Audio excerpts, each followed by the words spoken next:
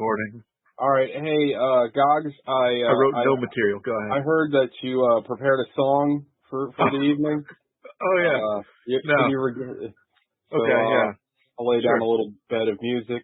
Lay down a bed. Oh, it better be to the tune of... Oh, wait, hold on. It's the most wonderful time of the year.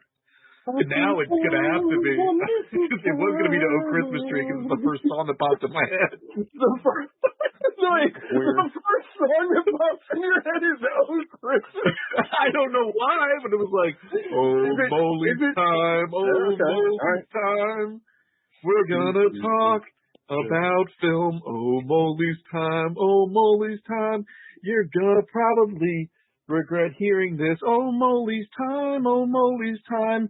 Hear what is 1 and what is 9. Oh, Moleies time. Oh, Moleies time. It's time to reflect on film. Yeah, all right. All right. Yeah. Woo, and the crowd goes wild. The crowd said, we just jack it on. I may insert crowd noise. I don't know. Please. Bring out Sean on Hauser for president.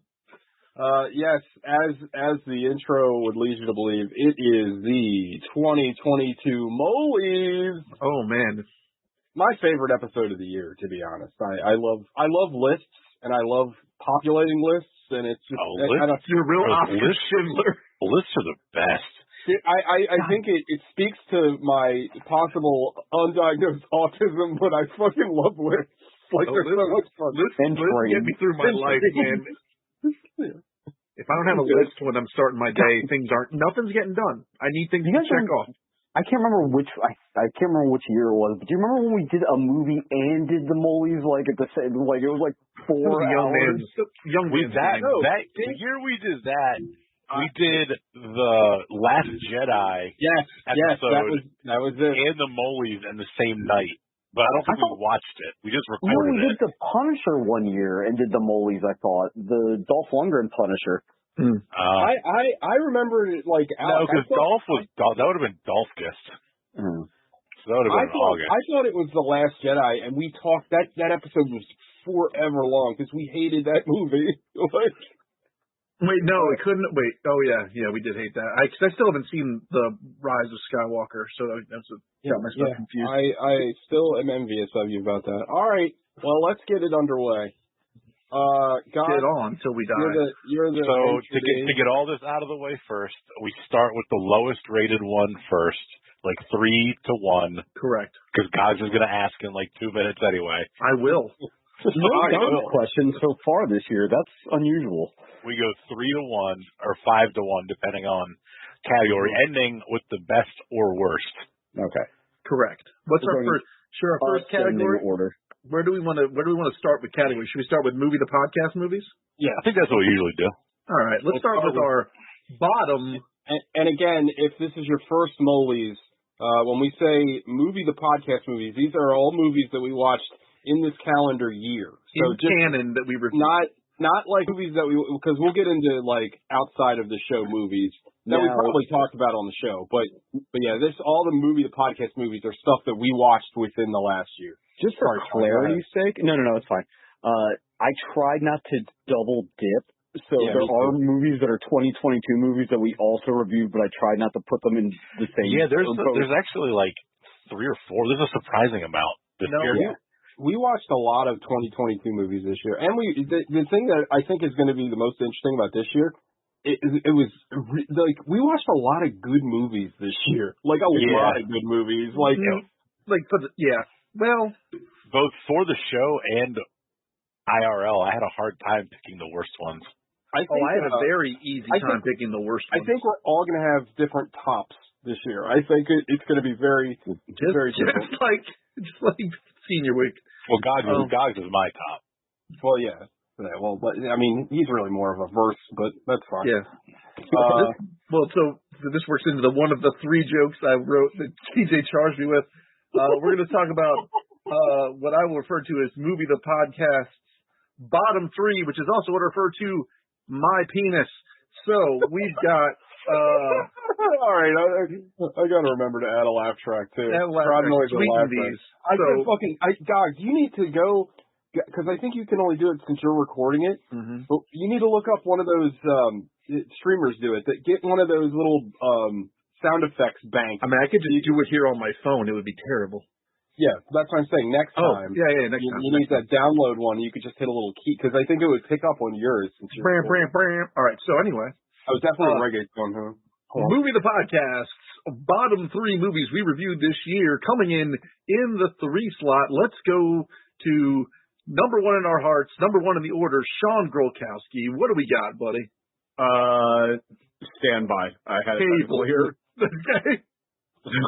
Starting off just as start as meaning to go on. My worst movie, the podcast movie? Yes.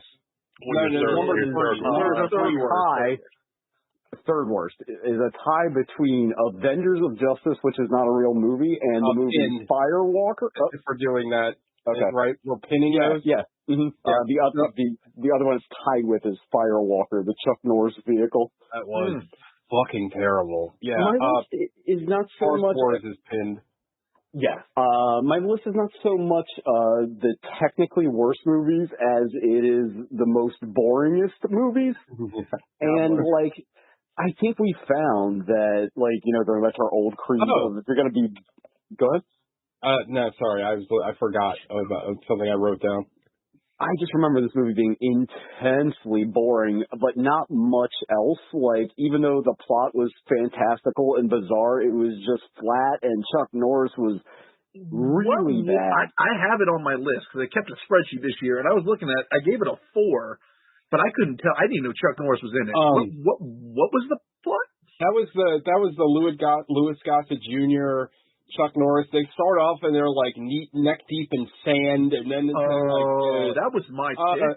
Alec, I have a procedural question. Is it pinned if it's in a different category? No. Okay.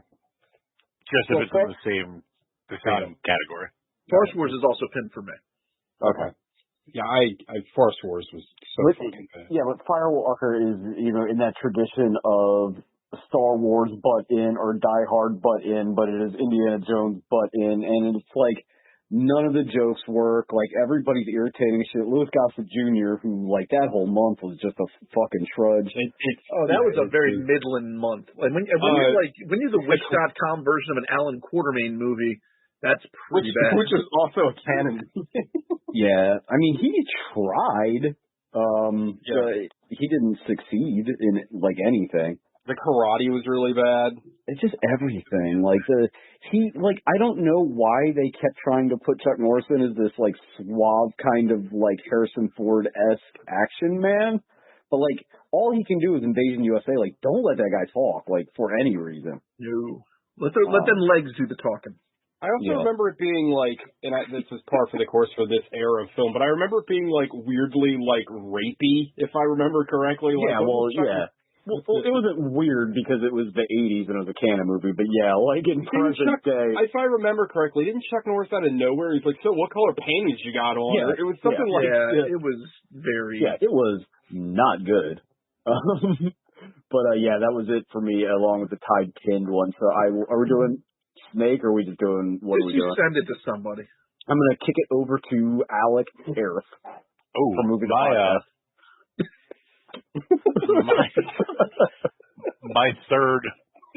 My number 3 is Hulk Hogan's The Ultimate Weapon. Pinned. Okay. Wait, what was that? It was awful. I think you might have missed that one. I think Kobe might have been on that one. I wouldn't say you missed it. Gogs, number 3. All right, well, my number 3, because I wasn't following the rest of you guys' rules, my number 3 was Clerks 3. Pinned. Fuck me. Okay. Yeah. All right. Okay, so then TJ, I guess. My number 3 was Ultimate Weapon. The Ultimate Weapon. I guess now we can talk about it now. So we all talk about it. Yeah. Also, when piece of trash. When Sean said Alec Harris from Movie the Podcast, I don't know why it sparked this in my mind, but I was kind of drunk watching football on Sunday, and they were, you know how they do like the lineups, and they show like, and there was like, they were showing all the players and their positions and their names. But like for some of the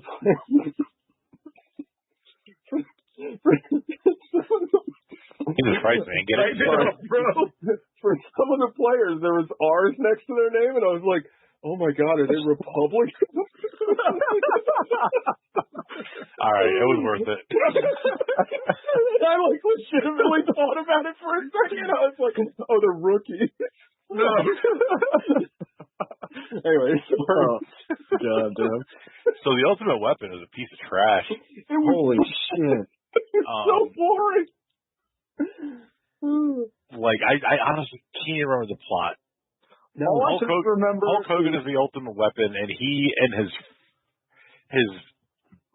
best friend's son have to go they go fly a helicopter to disarm a small nation or something. Yeah.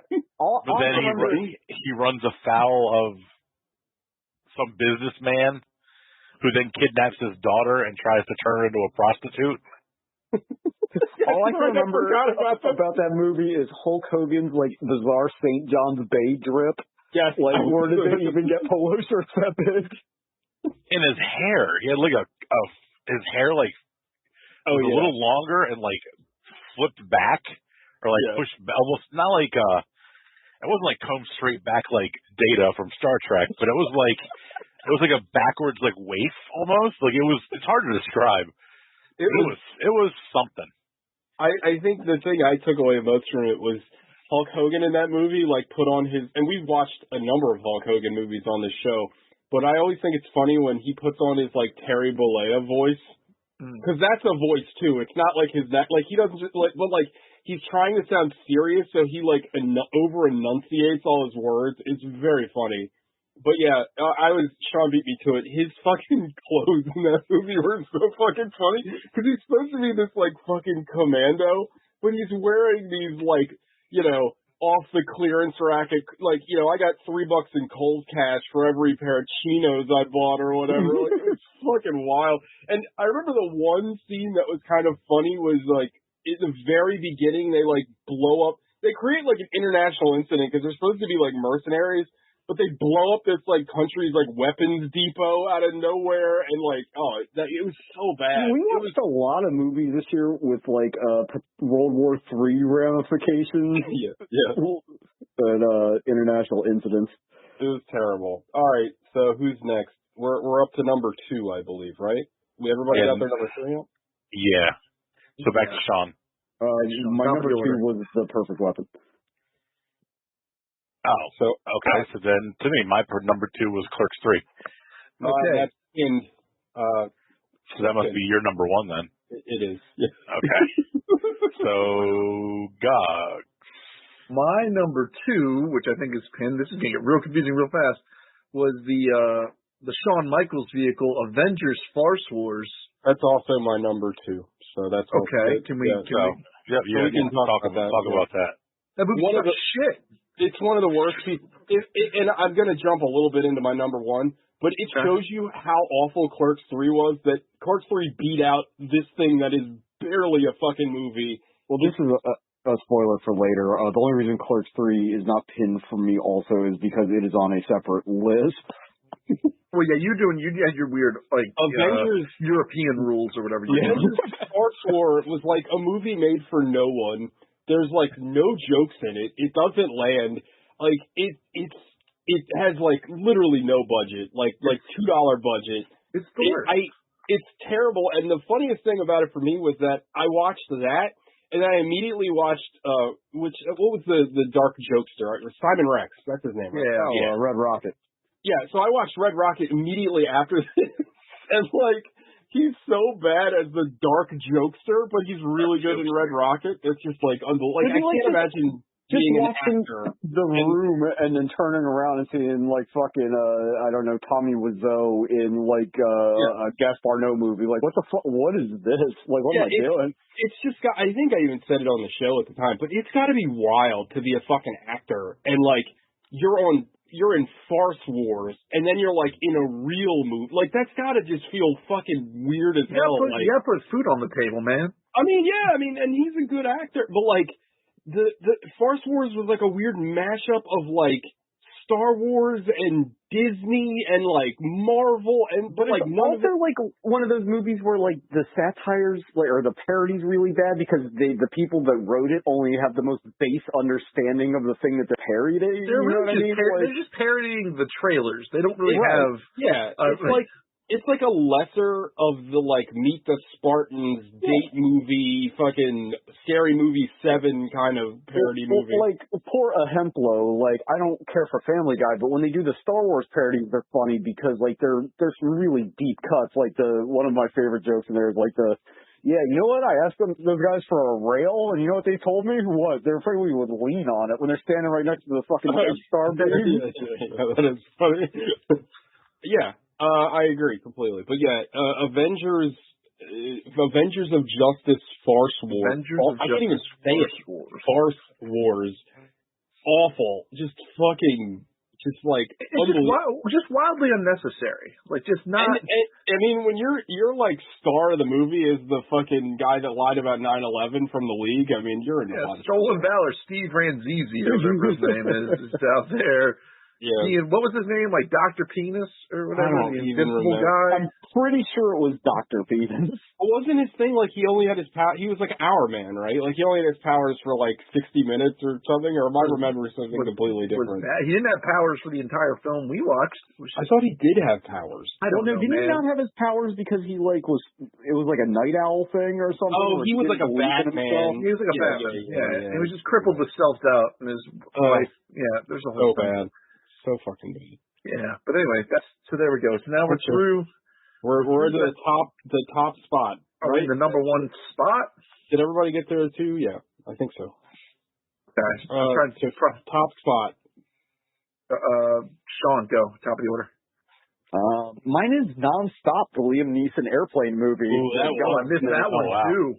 It was bad. It is probably the most technically competent of all of these movies we're talking about.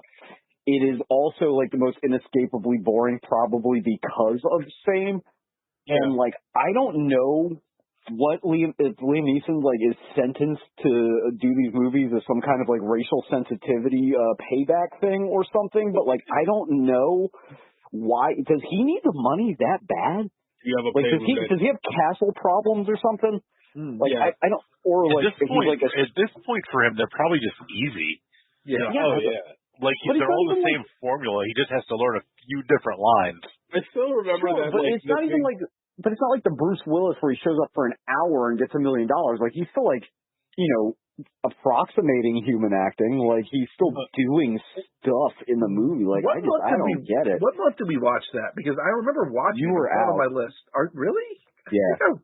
Did I watch it? I watched it on my own. Awful. You watched it independently because you commented on it later. Okay. I don't know why we would have watched it though. I don't remember what month. Didn't we have the same month we watched Money Plane, I believe. So for whatever reason that was flight-based theme. I think it was. I can't remember. I think my favorite part of Nonstop was the like reveal that like they shot like a poison dart like through the entire plane to the cockpit. It was like wait, what? Like it was. Didn't they shoot a poison dart through like a glory hole or something? Yeah. It also it had another trope that another movie we watched this year that may or may not show up on somebody's list. But, like, it had the character as an alcoholic, but that alcoholism doesn't affect him in any way trope. No. Like in Red Tails, where it's like, you need to stop drinking. I mean, it didn't do anything in the movie. Same with Liam Neeson. Like, they paint him like he's this broken man, but he literally is the most competent person, like, that whole time. And it's incredibly boring because of it. Like, nothing, like, he figures everything out. Like, there's no fucking drama. What was the conceit? Like he was too bad. So he didn't figure out 9/11 fast enough. That is true. Like Steve Ranzizi or whatever. But yeah, like I found that movie like interminable and like it just I don't know, man. Like again, The Force Wars obviously is worse of a movie. Like it's the ultimate what the fuck does Alec call it? Is like the funniest shit ever. What is the collection of movies? Oh, the like, damn, yeah, Alex. The patient first collection or whatever. The patient first waiting room. Yeah, it's really good. Yeah. Like it is that. It is the like. Once my Photoshop skills get up to snuff, Alec, we're doing a whole line of DVD covers. We can do a whole month of those. We can do a patient first month. But that was it. Jiffy Tube. Jiffy Tube, yeah. Jiffy Lube always has the worst shit. The fucking Jiffy Lube. The Jiffy Lube near my apartment has switched to Newsmax now, which is it's a lot of fun. Oh yeah. Hello. Maybe we'll get Daily Wire Plus so you can watch Terror on the Frontier or whatever the fuck. Yeah, didn't that movie make? I think it made $300. Yeah, well, I'm shocked when like the male lead is Donald Cerrone, who like I like that guy, but Jesus Christ. Cowboy Cerrone? Donald Cerrone started a deli, you know. Did you know that Vincent Gallo is like a fucking psychopath, by the way? Offline, we'll talk about it. Who's a psychopath? Vincent Gallo. Oh, I mean, he's French, so. I think he's from Buffalo, but go ahead. Oh, I thought he was French. He looks French, doesn't he? He sells shirts. He sells shirts on his website that like he buys like T-shirts and writes on them and sells them for like $1,600. Nice. Yeah. Alex getting mad, so let's move on. Moving on. Are we on to number ones now? That was my number one. That was your number one. Yeah. My number one was Morbius. Same. Yeah, that narrowly missed my list. Yeah. That movie is horrendous. Yeah. It was, and there's jokes about that movie still pop up on my TikTok feed. Like people still mocking that movie now. Yeah. And making fun of the re-release and the post-credit scene with Michael Keaton. Oh my God. I don't know why I'm here. I guess we should go fight Spider-Man. I don't know why I'm here, but I think it has something to do with Spider-Man. Well, based on what? Well, I don't know.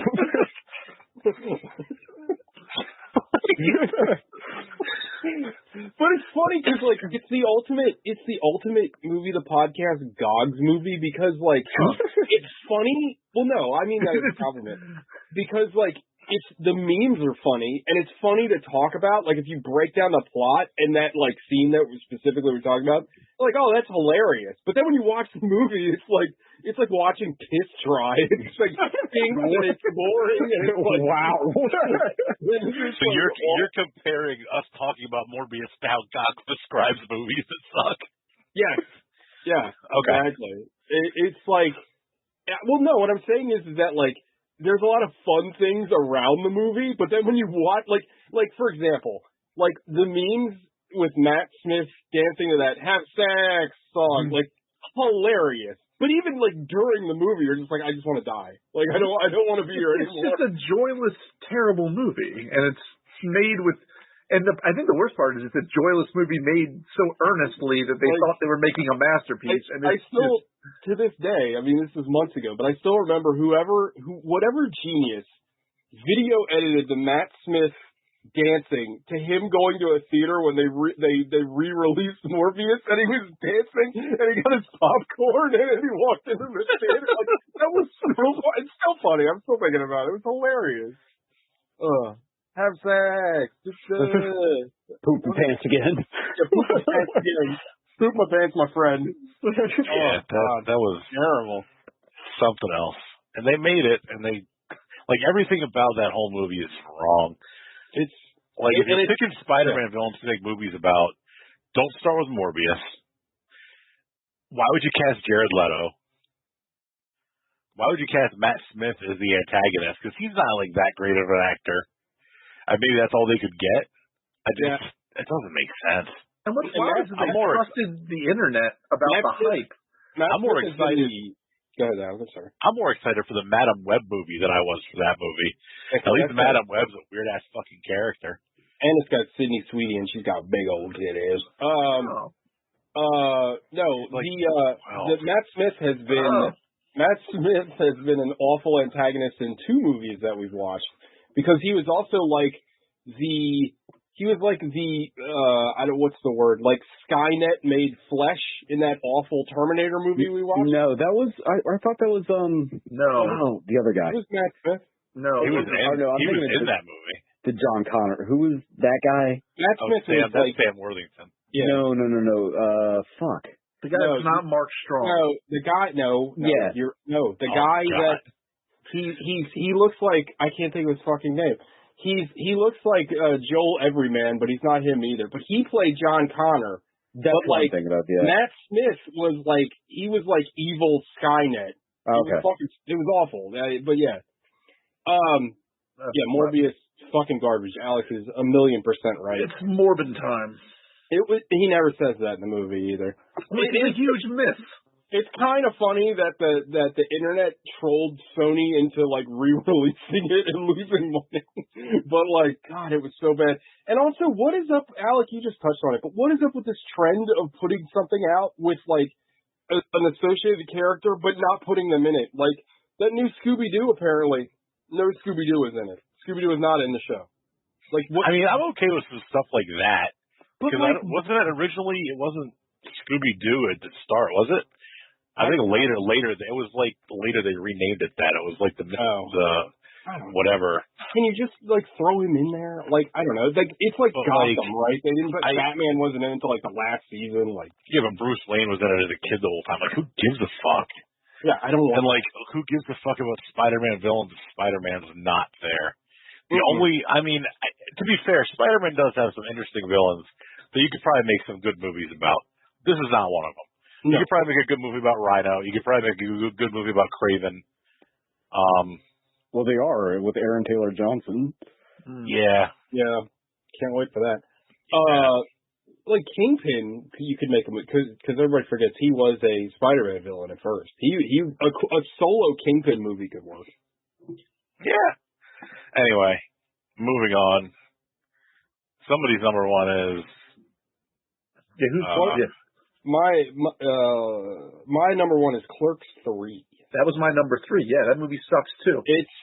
I hate Kevin Smith, and I think what I hated the most about this movie is the number of people I saw that really liked it, and it was just so fucking bad.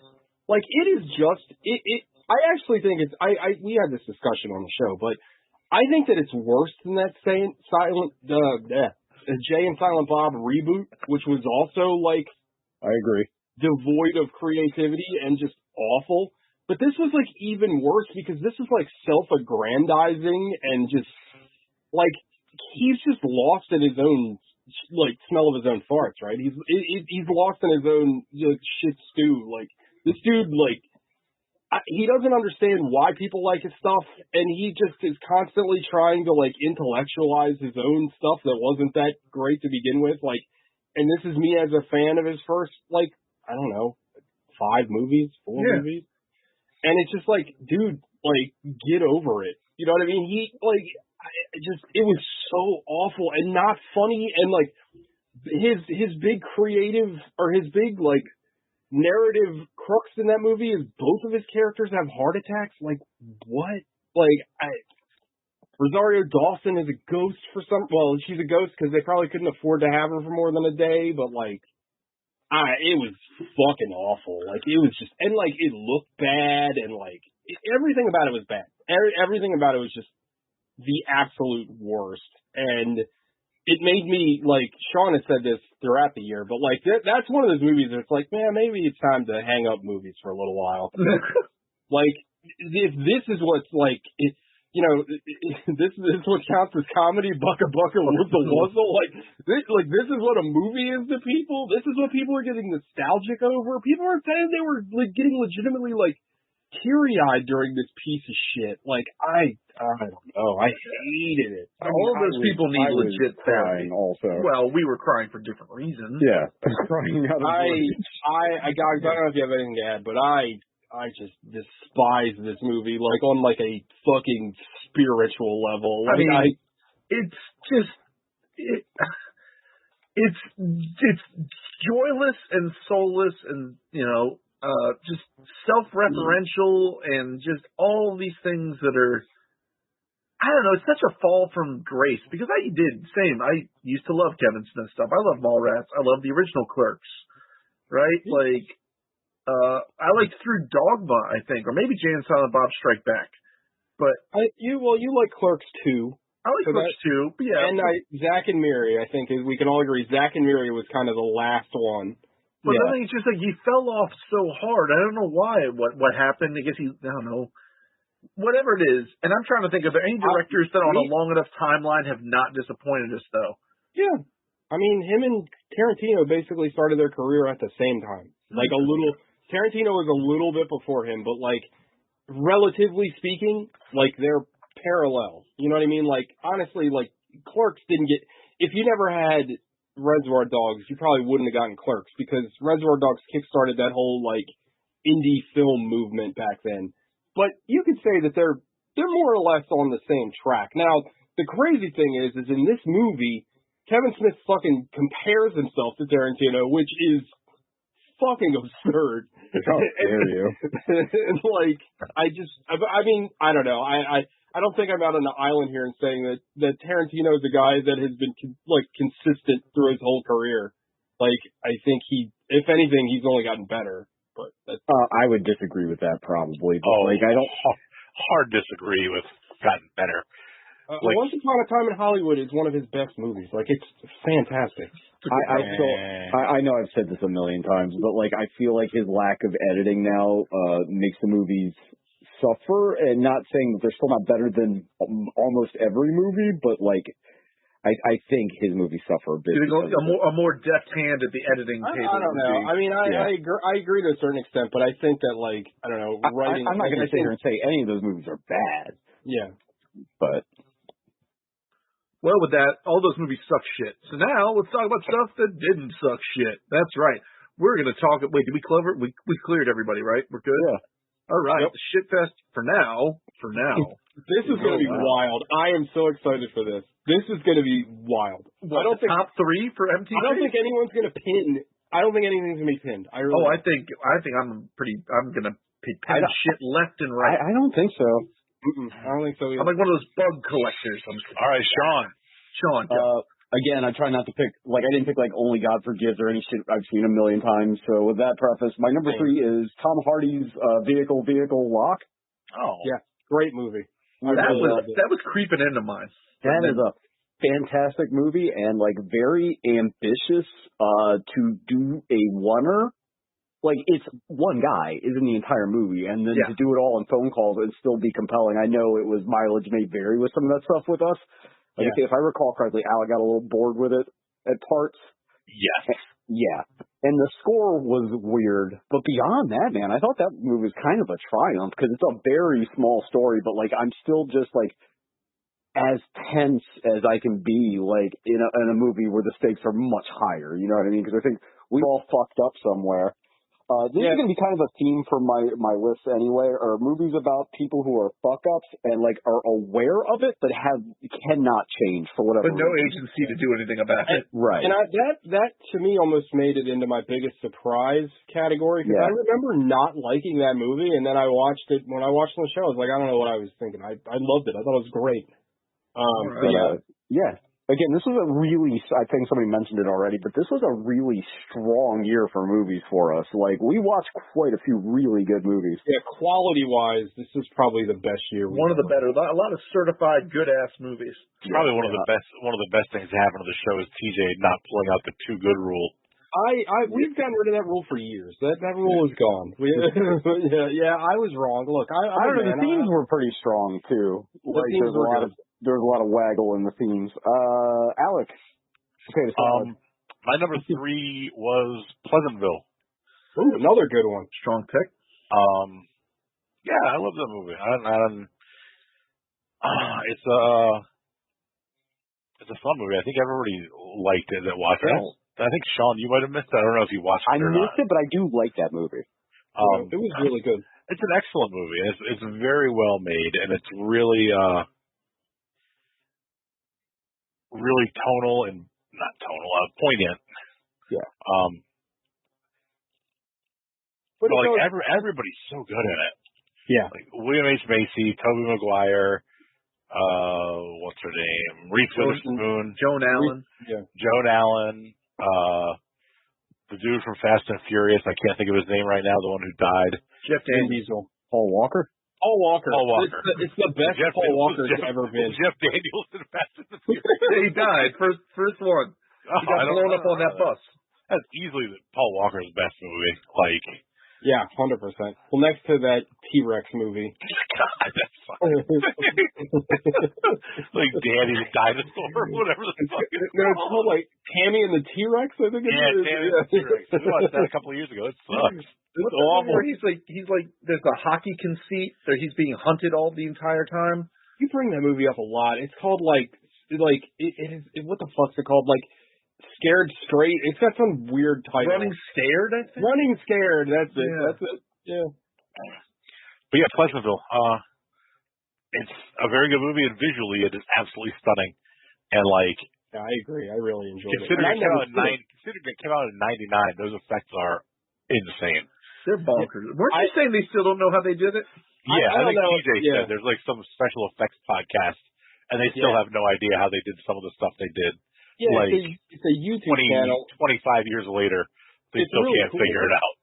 I think Sean turned me on to it, but they'll have like they're like 3 special effects guys in Hollywood, but they also break down like fight choreography sometimes. Yeah, I can't remember what it's called, but yeah, it's really cool. Like but they don't know how. Like they were explaining how they do a lot of the color effects, in that movie, because that's one of the cooler visual effects where it goes from like black and white to color. But they don't know how they achieved the like fire on the tree. It was pretty neat to watch. But I really enjoyed that movie. That's like one of those happy mediums where I feel like it's a real crowd pleaser movie, but it also had something to say, and I think it had like a lot of I think the artistic choices in that movie were really cool. But yeah, I really enjoyed that too. TJ, number 3. This is gonna be a controversial pick. My number 3 is Penitentiary 3. All right, Gogs. My number 3 for movie to podcast movies was Violent Night. Yes. Oh yeah. That was a great. Is that movie. one pinned? Is that one good? No, I have it in a different category. But so do I. Yeah. I mean, fair enough. But this movie shouldn't have worked. It did. It really tickled me. I don't know. I absolutely fucking adored it. And I think what's going to be interesting about, as opposed to the bottom 3 movies, because you guys were saying movies, I don't even remember watching it, but I have scores for them. And I think it speaks to the quality, right? Like, talking about Pleasantville, I can recall scenes. Talking about Rock, I can recall bits of dialogue, right? Sure. But, and Violent Night was just so much fun. And, David Harbour's so good in it. John Leguizamo's so good in it. And it's like I said, it had no right to be that enjoyable. And it worked. They hit the tone perfectly. It could have fallen into way stupid, and it just worked. And I don't know. I loved it. David Harbour's great in it. Yeah, great. Go see Violent Night. Put it in your Christmas rotation. It's available in your house. It's on a few streaming things now. Yeah, I want to say that it's on Peacock. It was one of the things. Maybe it was Paramount. I don't know. It's one of the ones I was watching football on this weekend. But it is available and stuff. It's great. I know, Gogs, you're big, and Alec too, you guys are big Christmas movie guys when the season comes back around. I hope that ends up in your rotation now. I feel like it will be. Oh, it's going to definitely be in. I'm going to show that I'm going to become a big I have already been, and I will continue to be a big advocate, spokesmodel for that movie. Yeah. So, let's see. Is that everyone in the 3 slot? Yeah, we got, I think, all the 3s. All right, number 2, back to Sean. My number 2 is the aforementioned Penitentiary 3. Hey-o.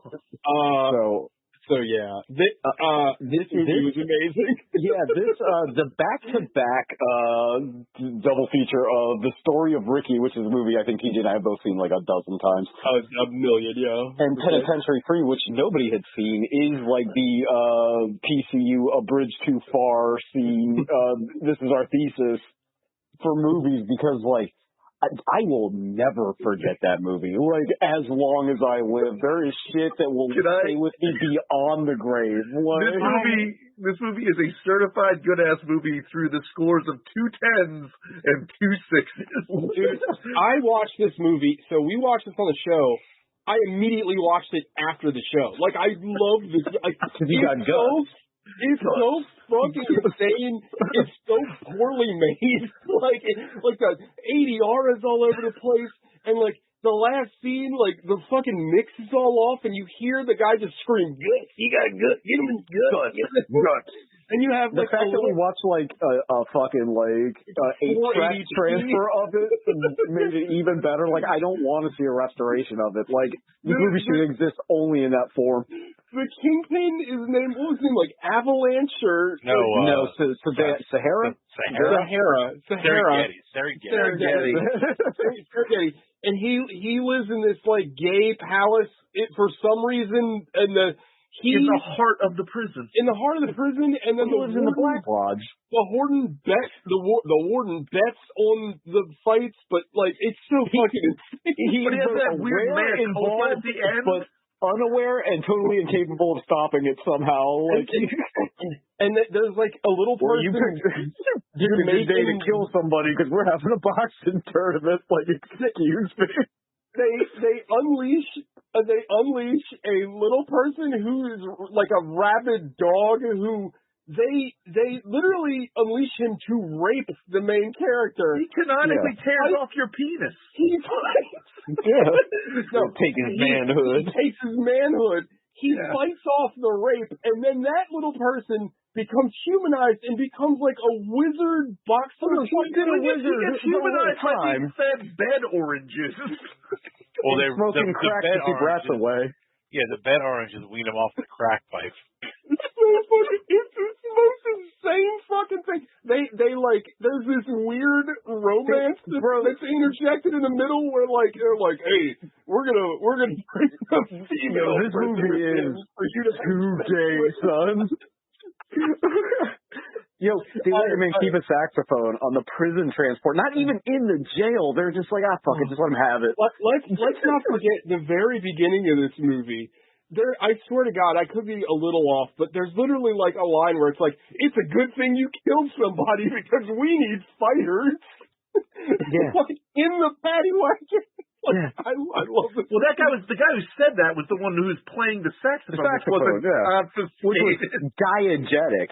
Yeah. Oh my God. Paddy wagon sax. I know it didn't win everybody over, but this kind of insanely stupid shit, like, give me nom nom nom nom nom. I hope everybody enjoys Mr. Serengeti's present. 5 minutes later, yeah, it's pretty cool. It was so fucking stupid. He just slammed that door into his dickhead 1,000 times in his guts. And then they have a pose off. It's in the guts. They did the main battle at the very end is just the gayest thing I've ever seen. It's like two men sweaty in underpants. Like, I know we said it a couple times, but this movie is like 1,000% gayer than Cruising. Which is a movie about gay dudes. Yeah. Anyway, I love Penitentiary 3 a lot. I'm glad you did too, Sean. I loved it. Alex, all right, number 2. My number 2 was Infernal Affairs. Oh, pins. Oh, yeah. Ooh. Wow. Okay. I was wrong about not having the pins. Guts. My number 2 was Rogue One, a Star Wars story. Ooh. Hell yeah. Perfectly congruent. I got spins. All right, so I haven't got my number 2 then. Okay. Yeah, number 2. So my number 2 is Death Race 2000. That almost made it onto mine. I've seen it before, but like watching it again, and I think like, I mean, we say this a lot about movies, but like I watched this when I was like a teenager. Yeah. But like the opening bit of that movie, and you see a guy with a Nazi flag, and like the weird parallels to fucking nowadays, like kind of hit me a little too hard. Like it reminds me a lot of like satire stuff from the 80s, like specifically like Frank Miller stuff. Where it's like, we kind of live in that reality now. Yeah. It's kind of $3 a gallon. It's kind of depressing. But it's also like, I just really enjoyed that movie. Like, I loved all the ideas. I love like, I mean, we've talked about this 1,000 times, but anything that has that kind of like battle royale, like every man for himself kind of competition to the death, like I always love that shit. And Death Race is just really cool. I love Stallone in it, how over the top every character is. Like I thought it was great. Like I just really, really enjoyed that movie quite a bit. Like I just thought it was a lot of fun. So that was my number 2. Would have made mine had I not seen it so many times. All right, so I guess we're back to Sean's number 1. My number 1, I'm certain, is not going to get pinned. It is Long Car Wise 2046, a movie about doomed romance with a shithead main character that cannot change. Almost my number 1. I really enjoy that movie a lot. I fucking love that movie. I love sad, fucking maudlin, depressing movies, especially when it's about, like, I could have this thing, but I just can't do it. Like, I refuse. Can't get out of my way. Yeah. Motherfucker's always trying to ice skate uphill. Like, it's just like... Shut up, Steven Dorff. It is more important to me to remain steadfast and never alter my behavior whatsoever than get the thing that would truly make me happy. And, like, that is something I can relate to. And, like, it's a beautifully shot film. It also, like... it was fun to watch it and then see it referenced so heavily in a movie that I'm sure will make at least a couple of our lists later on. Yeah. Oh, yeah. I think that movie's fucking gorgeous. Like, I love that director. Everybody's fucking handsome as shit. Like it's a good-looking movie with good-looking people that are just fucking sad. And I love that movie so much. Yeah, also a big fan. That goes to Alec, number 1. My number 1 is Rogue One. A Star Wars story. Hell yeah. Was that somebody else's number 1? It was my number 2. Yeah, that movie fucking slaps. That movie's like, I think I said it when we watched it, whenever that was. Like, it's low key, like, probably one of my favorite movies of all time. It's just so good and so tight. And everything works in it that really, when you look at every other Star Wars property, shouldn't, because the rest of them pretty much suck. You get a season of The Mandalorian was good. Some of the original movies were good. Like 90% of Star Wars stuff that's been made is bad. It's more misses than hits. I want to make the Alec Iceberg video, and just because you can have crazy shit in there, like Rogue One is the only good Star Wars movie. Like, that is like your legitimate opinion, and I respect it. Like, because you didn't really see them when you were younger, right? Or didn't? Yeah, I have no like Trek Not Wars. Yeah. Yeah, Trek Not Wars. Star Wars Trek and the Star Trek Wars.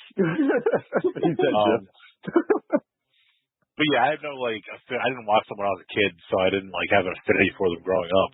I've seen them all at this point, but it's not like a part of my childhood like all you guys, where it's like built in. Yeah. And the prequels were meh at best. Probably. And the sequels honestly, the sequels are worse than prequels. Yeah, I like the New Hope. I didn't think A New Hope was bad. They just didn't build on it like they should have. You mean the Force Awakens? The Force Awakens, yeah. The Force Awakens. He was right the first time. They didn't build on all the work they did with that one, so retroactively it seems worse because it just doesn't go anywhere. Yeah. I completely agree. Well, they handed over to Ryan Johnson, and he's just like, hey. Stay tuned for more Ryan Johnson later.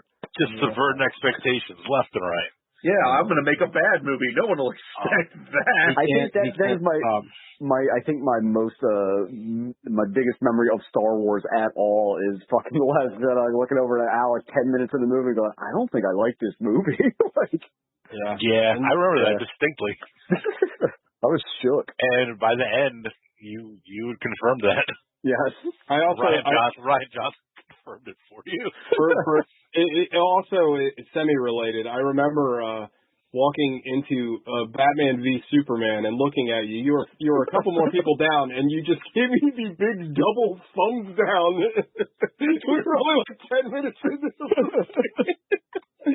But you were also right about that. A great theater experience too, because if I recall correctly, Dodge was texting us during the movie. Or no, were you at another DC movie texting us? No, I was there. What was the one where you were texting and we're like, "Are you at the movie texting?" Yeah, this is a piece of shit. I don't care. No, that was me. I went and saw it after you guys, like a few days or a week later. But I was in a theater by my house that has like 20 seats, and there was like nobody else in there with me. That's hilarious. So I was just like on my phone playing the whole time, mad that I paid money to see it. Well, that wasn't Movie Pass money. I don't think that wasn't house Movie money. Pass. I just went because it was like a block from my house. I don't think that was a Movie Pass movie. God rest their soul. God rest their soul. Yeah, Rogue One rules. I agree. So TJ. My number one is Infernal Affairs. That was my number two. That movie fucking slaps. It's so good, man. Like, it's just one of the best of its kind, right? Like, it's just, the writing is so airtight, the acting is so fucking good, and it just moves. And it's a pleasure to watch that movie on the show. Like, it was just, I just adore that movie to pieces. Like, another Tony, to go back to Sean's pick, like, Tony Leung is fucking incredible. Like, just that guy rules. Such a great movie, and like, I was happy that everybody loved it on the show, because that's a movie I'm very, very fond of and very precious over, and like, I don't know, I'm glad it like went over very well. But yeah, I love Infernal Affairs. I think it's like one of the best like cop drama movies like ever made. Like, I fucking love it. And besides cop drama. And I hate The Departed, so there you go. I was gonna say it was a good remake of The Departed. I fucking hate The Departed. It was a streamlined version of it. Oh yeah. I'll never get over that like the fucking Departed is like an hour and 10 minutes longer and worse. It's just like, yeah, okay. All right. Gogs. Yeah, I was gonna say Gogs, you still have to go. Yeah, no, my number one is Ex Machina. Yeah, that came very close. That movie, it's a movie I've seen repeatedly, but that doesn't diminish its shine. Gleason's good in it. What's his name? I can't think of his name. Oscar Isaac. Wonderful. And it's beautifully shot. You know, Alex I can never say her name either. Alexandra Vicklander, is that it? Alicia Vicklander? Yeah. She's really good in the movie too. She's good in it. It's got tension, it's got heart, it's got like, I don't know, there's the whole movie, like, I know how the movie ends. It's a sign of a good movie when I know how the movie ends. I still hope it doesn't end that way. You still have like that. I still have a little glimmer of hope. Yeah. Like maybe this time it won't be like that. And the ending is just so like horrifying but justified, and like the sort of like it's not a heel turn, right? But like Gleason's character is like doing the right things but for the wrong reasons, and he basically gets his shit called out for it. It's Alex Garland's a wonderful director. It's just more so about him later. Beautiful. I love that movie to pieces. Like, it's so good. And I remember watching it. I was like, the first time I watched that movie, I was like, I've never seen anything like this. This is fucking crazy. And you know, we all love cyberpunk adjacent, crazy science fiction shit. Like, this just checks a whole lot of boxes. Yeah, I feel like that's a good point, Gogs. Like, I feel like that definitely kind of falls into that kind of category, 100%. Like, it's cleaner. It's a cleaner cyberpunk future. Yeah, but it's more about like what it's dealing with, like, you know, philosophically. I think, like, right. Like, at what point are you still human? At what point do you become human? That sort of thing. Yeah. But is that everyone's top three? I think we got through. Yeah. All right. Well, we're gonna break it up right now. We're gonna slide into biggest surprise of Movie the Podcast. My wife's biggest surprise was to find out that on our wedding night I was a heterosexual male, because she was not counting on that. So she's been paying for it every day. That was good. See, I told him to come up with material. This is what I get. Biggest surprise of Movie the Podcast. Let's kick it over to Alec. Alec, here. I had two, but I think I'm gonna. I also have two, and I feel like they might be the same too. My biggest surprise was Speed Racer. Oh, no. Okay. The other one I was kicking around was Sonic, but because Sonic was really good too. Oh, okay. But Speed Racer, man, like I really liked that movie, and like every fiber of my being like felt like I shouldn't, but I still enjoyed it. And like, I don't know, man, it's fucking wild and balls to the wall, and like so hyper. I don't know, hyper everything. Hyper. The color is hyper saturated. The like dialogue is hyper. The everything is hyper. Every movement in that movie. It's just, I don't know. Like, it's not like a great movie, but it's something I could see myself revisiting at some point, just to see if it's actually as crazy as I think it was, or if I'm misremembering. Because it's fucking wild and out there, and like, it's hard to watch, and I mean that in the best possible way. Yes. But yeah, I did enjoy it. But it was surprising because like it got crushed critically, and the Wachowskis kind of suck. Yeah, like they suck more. They're like who were we just talking about this more? Star Wars. Star Wars is more misses than hits. Like the Wachowskis have a couple of big hits, but most of their movies suck. And their misses are bad. Big misses. We still gotta watch Jupiter Ascending on the movie at some point. It's Sean's birthday. I will go to the fucking grave defending that fucking like nonsense movie. But yeah, I'll go with Speed Racer. Sonic almost nudged it just because of the kind of movie Sonic is, and it was so much fucking fun. But I think I was kind of predisposed to like a Sonic movie anyway. I just didn't think it would be that good. Yeah. TJ. My biggest surprise was a movie we already talked about a little bit. Actually, both of mine and my biggest are stuff we already talked about. Violent Night. Yeah. And I also had a tie. So what's your second surprise? I didn't put down a second surprise. Oh, okay. Well, my second one was, or my tie was The Longest Yard. Yeah, that's a good one because I expected that to be utter trash, and I really liked that movie a lot. Well, so we all got Violent Night. No. Mine, I was just repeating. Oh, okay. My biggest surprise was Field Freak. That was a lot of fun. That I really enjoyed. I don't know if I wrote down everyone's scores, but that was. It was 9s across the board. Except I don't know if Sean watched it. I don't think he was. I think he missed that episode. But for a movie that cost $300, about a family that goes to the world's worst Airbnb, adjacent to a homemade root beer stand, like that movie had no right to be that good. And maybe it got like a little like adjacency bump because it came right off the heels of The Foreigner, which ruled. But it was so funny. Like the whole movie was hilarious. And it was only like an hour and 8 minutes long. Yeah, something like that. And it was hilarious, and it was like that's like probably the pinnacle of shot at home low budget nonsense. So yeah, Field Freak was my big surprise. So go back to you guys' table, Violent Night.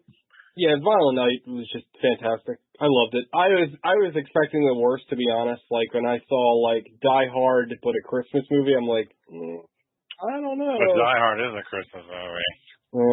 This movie, like just for kind of like the same with Longest Yard, but like this had the potential to be just utter dog shit.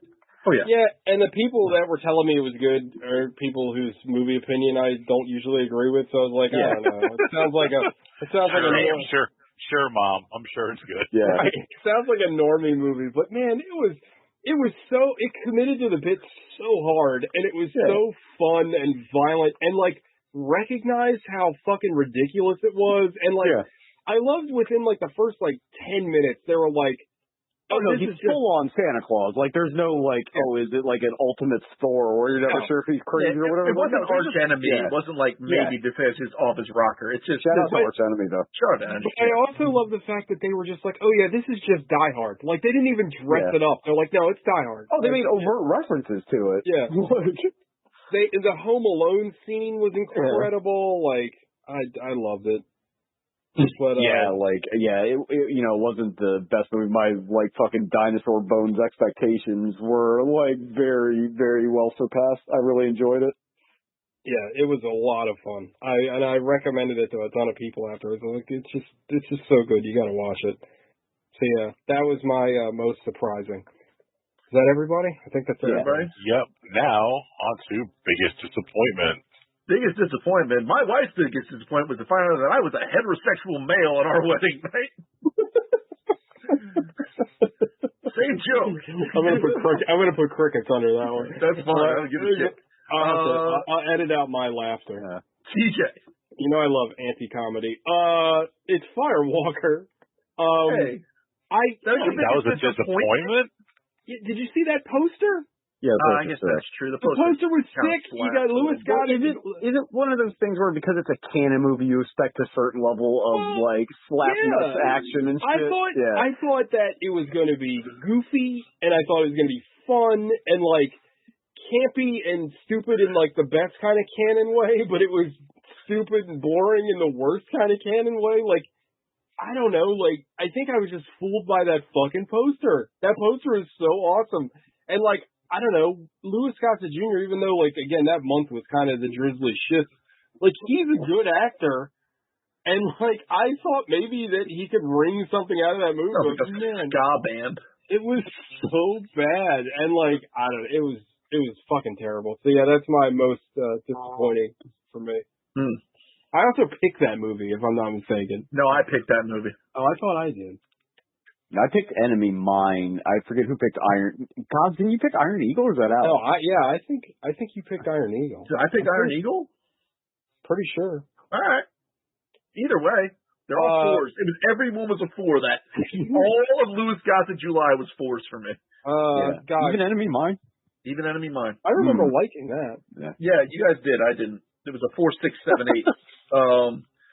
So my biggest disappointment. Was basically just quiet introspection onto young Goggs' movie taste because Way of the Gun's not good. But if you had asked, I don't know, circa 2006 Goggs, if Way of the Gun's a good film, he would have said, "Hell yeah, brother!" He would have said, "Remember that scene at the beginning where he tells her to shut her mouth? He's gonna start her head." How awesome was that? Yeah, the opening scene where he decides to just punch a woman. The opening joke of that movie is, we're going to break a woman's nose. Well, her toes first, then her nose. Yeah, like I'm saying, it's more like I'm disappointed in myself than I am disappointed in the film. But yeah, Way of the Gun, something that I kind of expected to go, it's probably better than I remember, but it's not. The idea of Kobe buying a new copy of Way of the Gun every week. Oh yeah, that's right. Alec, biggest disappointment. My biggest disappointment. Stupid phone. Don't drop it. I printed mine. Was Iron Eagle. Yeah, that was bad. I remember loving that as a kid too. I remember loving it, but I'm thinking like Louis Gossett Jr. is a good actor. It's a movie about like fighter jets set in the 80s. They made a million of them, and they were fun to varying levels, but not this one. And they played "Give Me Some Love" way too late in the movie to save it. If they would have played that earlier and just kept coming back to it, it probably would have got a much better score. But yeah, I was very disappointed with Iron Eagle. And disappointed with our security apparatus.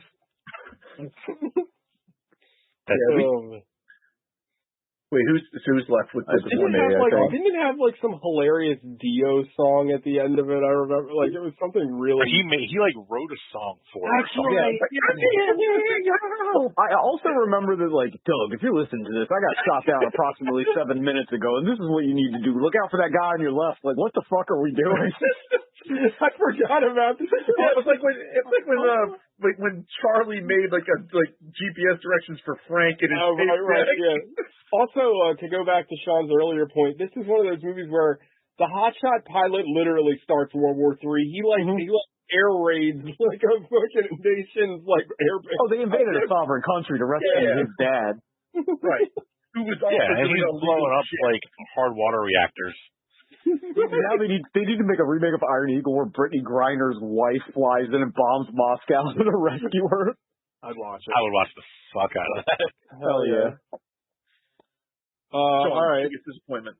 My biggest disappointment, believe it or not, was Morbius. Not because I expected it to be good, but because I didn't expect it to be so aggressively mid. Because it generated so much fun. I mean, there was a good half year of it's Morbin time and pondering my Morb and like all those fucking memes, and then the utter insanity of the movie studio re-releasing a movie because of shit posts. Right. And then you see the movie and it's like, oh, this is just like Electra. You know what I mean? Like this is besides the have sex scene, it's not even like spectacularly weird or bad or like incompetent. It's just boring and flat and dark and like it's just a nothing. Like it's a Flanders nachos, and like for a movie, you expect like I brought up The Room earlier, but you expect when a movie's memed that hard, you expect like Birdemic or The Room or something like you can really sink your teeth into, pun intended, I guess. But like it's just fucking boring. Like, and I don't know what they expected. Like the fact that this movie got released in theaters and not got sold to fucking Tubi or something is baffling. Yeah, no, I totally. It was a big, like, it was a nothing sandwich. Like, there's nothing there. It's just, like, I remember doing a show and having Nate on there, and, like, there's, we got an extra person, still nobody's got shit to talk about. Yeah. Like, they release this in the theaters, but, like, Warner Brothers won't release Batgirl. Like, there's no way Batgirl was worse than this. No chance. Like, absolutely zero chance. Yeah, and Michael Keaton's in that, too. Maybe he sank it. They're like, oh, man, did you see the credits scenes for Morbius? We can't release a movie with Michael Keaton in it. It's too soon for Michael Keaton. I still go back to that fucking, like, all the promotion for that movie, because, like, I think one of the funniest things I ever saw was, like, they asked the director, like, why is, because remember in one of the trailers they had, like, Spider-Man, like, spray painted on a wall, and it said, like, murderer or something on it. And somebody asked the director, like, why is that in there? He's like, I don't know. Because he didn't shoot it. They put it in there afterwards. Yeah. Like, well, it's like they had one good joke in the whole movie they had in the trailer, and it wasn't even correct in the movie. It's like, I'm Venom. No, I'm Michael Morbius. Pleased to meet you. But they don't even, like, fucking do it right in the movie. You mean the scene where he finds a just loosey counterfeit printing operation that it's like, well, we can't have drug dealers in this movie. It's like a kids movie, so counterfeiters. Like, what the fuck are we even talking about? And they have a printing press, so obviously I can convert this into my science lab, my blood machine. Like I'm gonna print bat blood now. Like for this movie to be meme this hard, like I was expecting Venom, Let There Be Carnage or something. Yeah, but that movie was great. Yeah, that movie was a lot of fun. I love that movie. No, Morbius was a big letdown. I was really upset. Yeah, but I mean, maybe if they get to Morbius too, it'll be like, because remember, we didn't really like. Well, you liked Venom, but I've been on board with Venom since day one ish. but I loved the Venom too because it was like they leaned into how fucking stupid that fucking movie was. Like it was insanely stupid. Eddie sucks. Yeah. Nice costume, bro. How'd you make it 23 feet tall? He's like at a party. He's like at a rave. He's like, yeah, everybody's saying. I can't eat Sonny and Cher. They are best friends. Yeah. Your man's got loose chickens in his fucking apartment. Bro, Venom 2 rocks. All right. Anyway, is that everybody? Alec, did you did yours? I think that's everybody. Yeah, I did. All right, guys. Let's move on to top Langenkamp of 2023. The category that the woke half of this podcast tried to cancel. Yeah, Gogs. Freaking live. I count as a whole half now. I thought Alec was not into it. Alec is indifferent to it. He wasn't rallying against it. He was just watching it. Alec's gotten too much pussy. He's like the killer showing up in his bathrobe, just like you guys. Fuck, I'm bored. All right. TJ, who's your top Langenkamp for 2023? Coming as no surprise to anyone that listens to the show, it's Florence Pugh in Fighting With My Family. The May Queen. May she reign forever. We all know that I have a soft spot in my heart for Florence Pugh, and recently single from Zach Braff, so I'm sliding into those DMs. I think you got a chance. Also, a soft spot in your crotch. Well, ew. Like an overripe peach, just like poking through his dick. Like when you grab a cantaloupe and the skin peels off. I mean, I'm at least like I don't think Zach Braff is that much. I think I'm on his level. Oh, you think you're Brathian? I mean, you would be minus the fact that he's a famous multimillionaire. There it is. I mean, but money's not everything. You never know. Okay. Also, I never made fucking Garden State. That is that's a credit. That's a point in my favor. Yeah, but people love Garden State. Maybe she loved Garden State because she was 3 when it came out. Yeah. All right. So Florence Pugh for me. Gogs. Might be a dark horse pick. Did you abstain because you were so against this category? Please don't say dark horse pick and pick a black person. Please don't do that. No. I'm thinking I'm going to screw her name up. Zhang Ziyi from 2046. Oh, from 2046. Hell yeah. Yeah. She's great in that movie. She's beautiful in that movie. That's my pick. That I should have. I guess I could have nuanced that better. But that's Sean. It's gonna be weird for people because I guess people are still subscribing to this podcast like recently to even understand what the fuck the reference is to the category. But is there any doubt who I was gonna pick? No. Not for me. TJ, who is it? Who's my? It's Angela Bassett. That is correct. I could have also picked the entire female cast of Death Race. Couldn't pick a single one. Yeah, or Christina Ricci in Speed Racer, but no, I think it was foretold that I was going to pick Angela Bassett. My pale horse pick. I mean, could not be hotter. Like she was like at her peak hotness. But you know what? In her defense, she still looks great. Like she is. Yeah. She is not. She was Angela Bassett. Brilliant. Black Panther. She was in Black Panther too. She's like the main character in Black Panther. Wait, were we watching that? Wait, what was is Lion King's movie we watched for Movie the Podcast? Strange Days. Strange Days. Strange Days, the 2023 movie. No. Oh shit! You're right. He's right. Then I divert to Christina Ricci. There we go. Defer to Ricci. Yield your time. Yeah.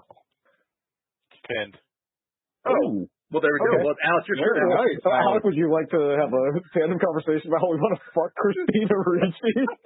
My pick is also Christina Ricci.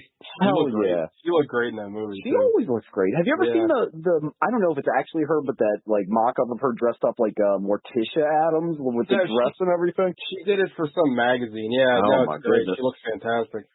Yeah. She's in the Wednesday show, and she looks good in that. Haven't seen it. It's pretty good. I enjoyed it. I enjoyed it. She's, what movie is a movie that I have, like, I don't know, I want to hate it, but I kind of like it.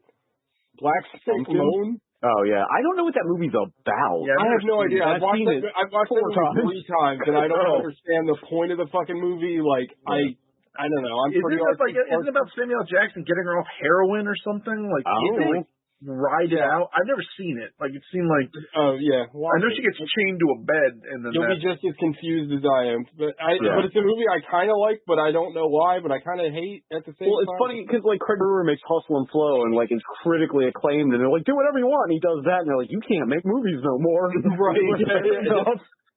True.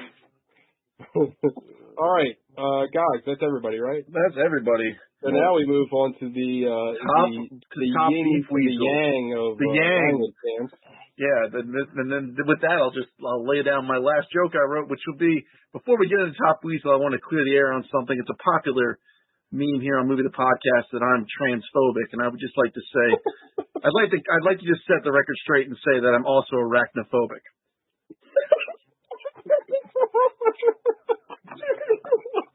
I'm just kidding, spiders are fine. So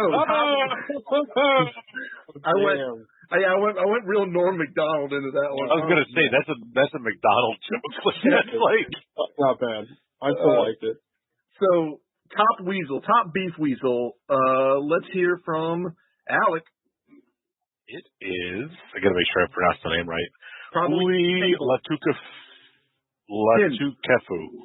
The guy from Barantella. Yes. Yeah, he was great. Pin. No, that's Pin. Fun movie too. Fun movie. That like It didn't quite make like the top list for us, but I thought it was very, very enjoyable. Yeah. Gox. Or no, I guess. We can talk about how handsome he is. Just talk about how handsome though. He is handsome. He is such a fucking weasel in that movie. Like they downplay how like massive he is compared to everybody. Because if they were really fighting him like they are in that movie, he would obliterate. He'd destroy them. The entire neighborhood. This dude takes like a lawnmower blade and takes it to his forearm so he can break people's legs with it. It is awesome. And he is a beef weasel. I kind of hate the fact that he's typecast as like The Rock now. Baby Rock. Because he's going to be in a whole bunch of Rock shit. Because I'm very much over The Rock at this point. I mean, I told you he showed up as the young in Black Adam. He's just in every Rock movie. But yeah, he's great in this. I'm happy to see him in a movie without The Rock. He's great on his own. He's charming. He's charismatic. He's handsome as hell, and he's like built like a brick shit house. So, shout out to Uli Latu Kefu. Sean, who's your handsome boy? I think I typed this wrong. I'm pretty sure his name is Lewis, but I have it as Louise. No, I have it as Lois Fan, the titular Ricky from Story of. Yeah. I thought we go with Louis Gossett Jr. perhaps. Louise Gossett Jr. Julie Louise Gossett Jr. Now he's not like our typical standards. He's what I think God said once referred to as a twinkish weasel. He's a little bit smaller, but he is a Chinese man, so he ain't gonna be that big generally. But yeah, man, that guy's fucking shredded. Olo Young would like to have a word with you. Oh, is he Chinese? I believe he is. Oh, this is baby boy all over again. No, man, I fucking love that movie, and he's shirtless most of the time, and he's smashing people's heads, and they're karateing all over the place. And he's covered in guts like a good weasel should be, and like he's he presents incredibly masculine, we'll say. But that's my pick, TJ. Swinging back around to my top picks, I am electing Leon Isaac Kennedy, who played Too Sweet in Penitentiary 3. Wow. Oh yeah. And he's got kind of that like Bruce Lee weaselness. To go back to what Sean's saying, like a twinkish weasel. Like he's ripped, but he's not like bulky. He's got that Norm Brayfogle Batman kind of build. He's not a Stallone weasel. No. Well, he's a young Stallone weasel, not an old Stallone weasel. Yeah. Stallone, when he was younger, he looked like Norm Brayfogle Batman, but now he's grown into Frank Miller Batman. What was you say? Oh yeah, and if you want to see him fuck, he has a video available with Jane Kennedy, one of the best looking women of her era, where they had made a pornography movie together. Hell yeah. But yeah, I love Penitentiary 3, and I felt like I wanted to give him his props because he is yoked in that movie. Yeah, give him his flowers. He's totally yoked. And Sean said something like he was at Sugar Ray Leonard's wedding or something. Like he sounds like a very interesting guy. He made a porno apparently, like on accident. Oh, it wasn't meant to be distributed. He tripped into a porno. Yeah. I feel like leaked pornos like wasn't a thing back then. But no. What do I know? But yeah, I love Penitentiary. Leak it on the microfiche. Yeah, God bless the fucking pervert that took it off a fucking like a real and uploaded it on the internet. I got a slideshow deck I got to show you. Slideshow, he's in it. All right, is that everybody? That's everybody. Yeah. So now we're working our way into the 2022 new releases. We're going to start with our bottom three. And just real quick, did anybody else? I had watched 30 2022 releases this year, which shocked me. I couldn't believe I saw that many. How many did everybody else see? I ended up right at 30 also. Yeah, it was TJ? Go ahead. No, you go ahead. I felt bad. I didn't keep a number. God bless the Plex and so much stuff coming straight to streaming. Yeah. And great stuff. I didn't watch as many movies because I'm doing this new thing where I'm only trying to watch things I enjoy on purpose. I did watch a couple stinkers. I watch a lot of movies, but I don't have like a number. And it's funny because at the start of the year, you can probably go back to last year's Moleies. I wanted to use my Letterboxd as like I was gonna log everything I watched, but I didn't. I only logged stuff that I could come up with fun little snarky write-ups on. So like if I watched it and I was like, yeah, it was pretty good, like, but I didn't have a funny thing to write, I just wouldn't log it. So I don't have like an accurate number, but it was a lot. I mean, I feel like this was definitely a year where I was back at the theater like almost every weekend, like before football. I just don't watch as many movies without you guys. Like, there's just, it's not as much fun going to the theater with normies. Yeah, we're gonna fly down there and just power through a hard weekend watching 30 movies. Release all the movies now. We'll tell the president of movies that I've got. No, we gotta get super cancer. He needs to see them all right now. We're just gonna save him a bunch of money and do that thing with the Cinemark where you could rent the whole theater out. Yeah, I think pick whatever you want to play at whatever time you want to play it. It would probably be easier for me to come there than all of you to fly down here. Still. Yeah, but you're in Tampa. That's nicer than Baltimore right now. Oh yeah, it's fucking weather-wise. degrees yesterday. Oh, never mind. That's too nice. That's too hot. All right, guys. Bottom three new releases of 2022. Let's start with TJ in the 3 seed. So I gotta say, I watched a lot of movies I absolutely hated this year. So the bottom three, I have a 3-way tie. Between Hellraiser, Texas Chainsaw Massacre, Pinned, and Scream 6, whichever one it was, which is a movie I forgot I watched until I went through my Letterboxd and I was like, oh yeah. But it's funny, speaking of the aforementioned Letterboxd, if you go through, I have so many half-star reviews from this year, like, it's just dripping out of there. So, yeah, I broke format a little bit, but I had a lot of terrible movies this year, but new Hellraiser, awful. Which one's pinned, guys? Texas Chainsaw. Okay, Texas Chainsaw, terrible. We'll get more into that. And then the new Scream was like R/horror movies. Like they tried to be meta again, and it just did not work. And it's just awful, fucking terrible, fucking movie. And they got another one coming out this year. It's just like stop. So yeah, lot of bad stuff. Notice they're all horror movies this year. Bad year for like the franchise horror movies. So, Alec. My number 3, which is probably going to ruffle some feathers, at least one person's feathers, is Midsummer. Midsummer. Everything Everywhere All at Once. I'll literally die. The Batman. Yeah, I love that movie. I did not care for it, and I really thought it was overrated. I'm kind of on your side. Everything I heard about it, people I know, reviews, TikToks, was like how great it was, and I thought it was overlong. It was too dark. Like I don't know, I didn't love it. Like I liked parts of it. Not to spoil anything, but it did not make my top of the year list. But I mean, I've said all year. I've defended it more than I think anybody. I really, it just worked for me. It was the 13th seed for me. It was just better than Nope and just worse than Prey. It's in the play-in game. It's in the super playoffs. Like, I'll tag Alec a little bit. Like, I wanted to like that movie, and I watched it in parts because it was so long, and maybe that didn't help. But, like, kind of once he gets out of the Penguin nightclub fight, I feel like the movie just, like, runs out of gas for the next 2 hours. And it's just, like, and it could be just, I'm just done with Batman right now. Like, I need a fucking break. It's just I read something. Oh yeah, and that's another one of my problems is that it's like the 5th Batman in like 12 years. Yeah. The 5th actual person playing him. But also like, and I didn't think about it at the time, like the Riddler's plan to like flood the city to do something to hurt the rich people isn't going to hurt anybody but the poor people. Yeah. That he's trying to help or trying to stick up for. But like, rich people don't give a fuck if they're flooded. They live on the 50th floor. They live on hills, man. Yeah, it's not like his plan was to raise capital gains taxes.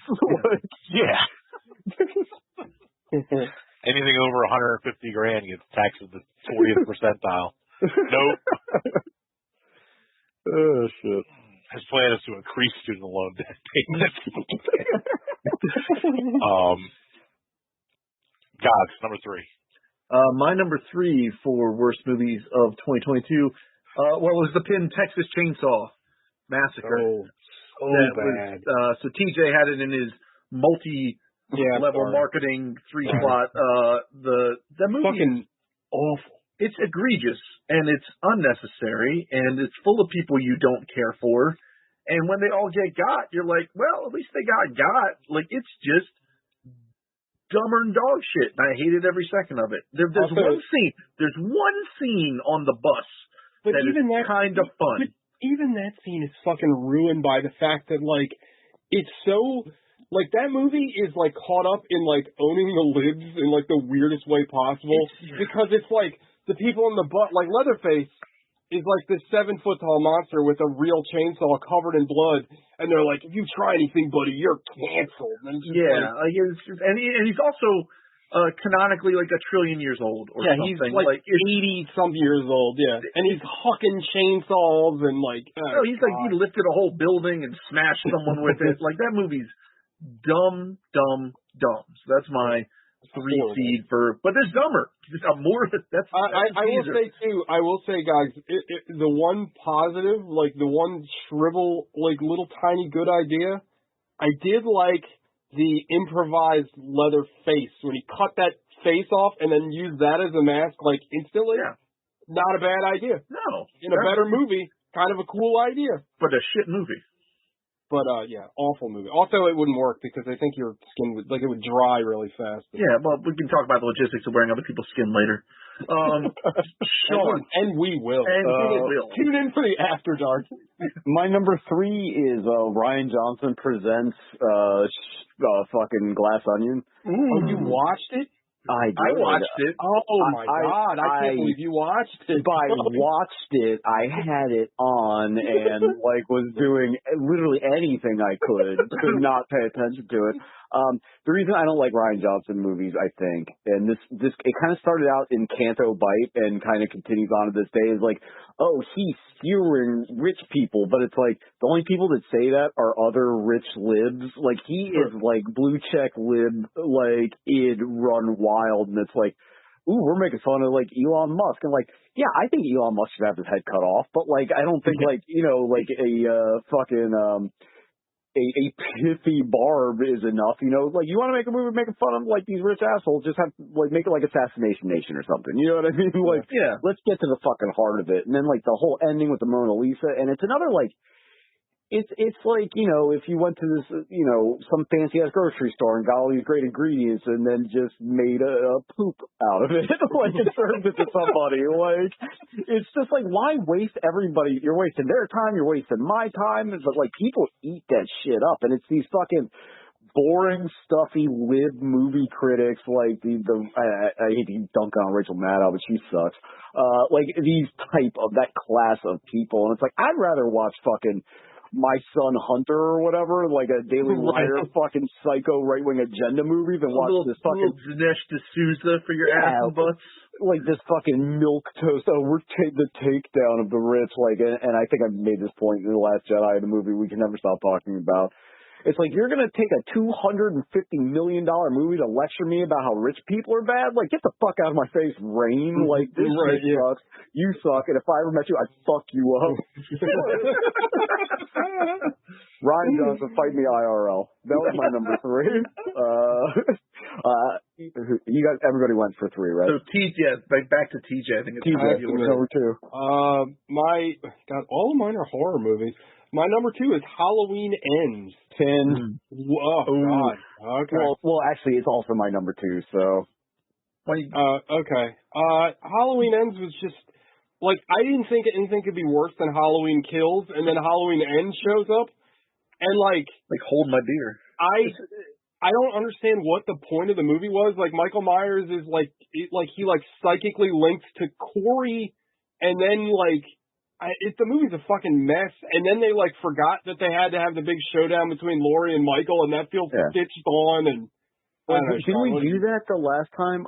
My relation to this movie is kind of like if John McCain went on vacation to fucking Hanoi, because it's like I escaped watching this movie because I forget what was going on, and then I went back and watched it for funzos for some reason. But yeah, it's like the sexy idiot sister film to Freddy 2, where it's like the kind of psychic controlling. It's like Halloween Kills. What the fuck was the one before that? Halloween was just the first one was Halloween. No, confusing. The Halloween Kills was the Halloween Kills second one. Yeah, the other one we watched. Evil dies tonight. Yeah, I was promised that Evil would die that night. Like, this is it. No more. Like, it sucks, but it's over with. We're fucking done with it. We never have to do it again. Also, remember that movie ends with Michael Myers getting. Keep in mind, I have to say this every time. Like Leatherface, he's canonically 300 years old, and he's a human being. He's just a regular man, and his hand was cut off. He got shot like 5 times. Yeah. Like he wasn't reassembled by nanobots in a space station. Also, at the end of Halloween Kills, he's literally surrounded by people, and somehow he got away. They don't even explain that in the third one. He just walked away. I guess they just. It's like, they're like, oh, well, we can't just have him walk around this one. That would be stupid because he got beat up so bad. Let's just have him Shadow King this kid to do. But, like, what the fuck are we even doing? Why am I watching this? Like, please end. It won't, because, people keep going to see these movies, and I don't understand why. Oh, and hold on to your butts. There is a very loud minority that says that actually this trilogy... This trilogy is actually brilliant, and it's actually a meta commentary on the Halloween franchise.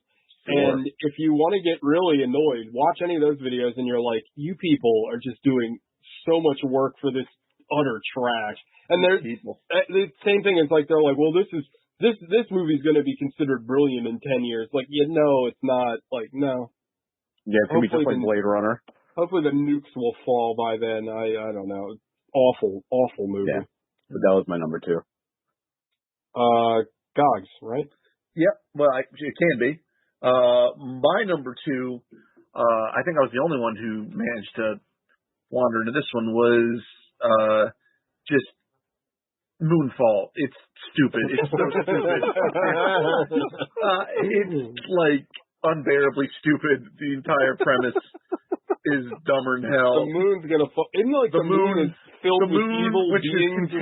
The moon, which is a space station sent by our ancestors to seed planets, which is powered by somehow a tiny baby star, is under assault by a sentient nanotech wave that's trying to wipe out all humanity, and that's it, and it's dumb, and I hated it. I hated it. And it's a movie that feels like it came out 17 years ago and also has not come out yet somehow. Right, like it's overdone and unfinished at the same time, and I don't understand how they pulled that off. Don't watch Moonfall if you can at all avoid it. Alec. My number 2 was Doctor Strange. Yeah, that was hitting you. Multiverse of Madness. So bad. That movie, like, it's like parents say to their kids, it's not that I'm not mad, I'm disappointed. Yeah. Like, and that's worse. Like, it had all the potential in the world to be, like, out there, like something really fucking wild and out there. Yeah. And it was just, ugh. Like, it's a movie about magic. You can do literally anything you want. It's like, let's just make another one of these same movies we always make. And it's like, they promised the fucking multiverse, and there's like one scene of them going through the multiverse, and then they're in like one dimension the whole fucking time. It's like, do some cool shit. Like, what are you doing? It's like that episode of Futurama where they're like, there must be a million parallel universes. Like, nope, just one. And they look over there, and it's like, I'm sick of Parallel Bender lording that cowboy hat over me. Oh, yeah, the cowboy hat. They're on the back.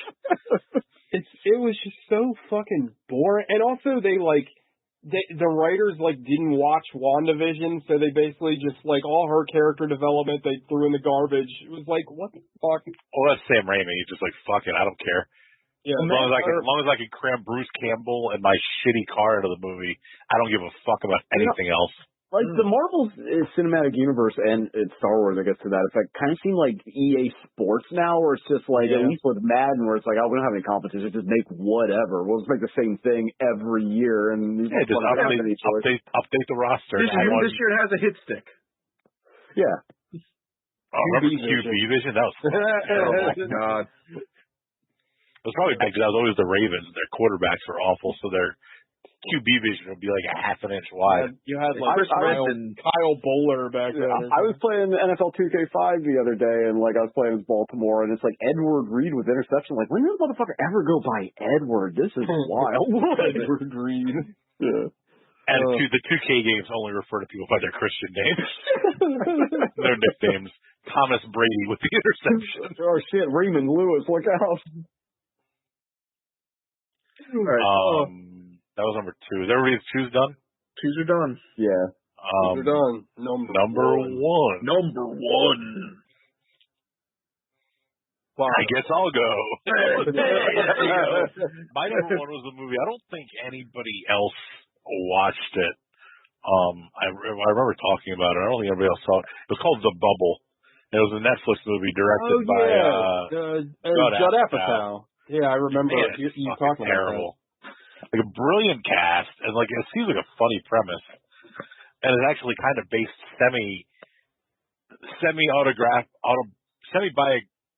autobiographical. Well, not autobiographical because he didn't have anything to do with Jurassic World, but it's based on the production of Jurassic World loosely during the pandemic, at the beginning of the pandemic, when they were trying to figure out safety protocols and shit. And still trying to film and not have to shit can their $250 million they already sunk into movie costs for whatever the most recent Jurassic. They just came out this year, right? Mm-hmm. Dominion, I think it was. Yeah, I didn't see it. Yeah, I mean, but it's based on that loosely. But it's fucking bad, man. And the cast is stacked and loaded, and it's like unbelievable that. And I mean, I know Judd Apatow isn't solid gold with everything he does, but usually he's pretty funny. He usually has a pretty good. I would say his finger on the pulse of what is funny. He can write some good jokes. Yeah. He used to. I mean, in the early 2000s, he had banger after banger. But yeah. Yeah, it's The Bubbles. To quote Gog, sucks shit. Put that on the Blu-ray. God.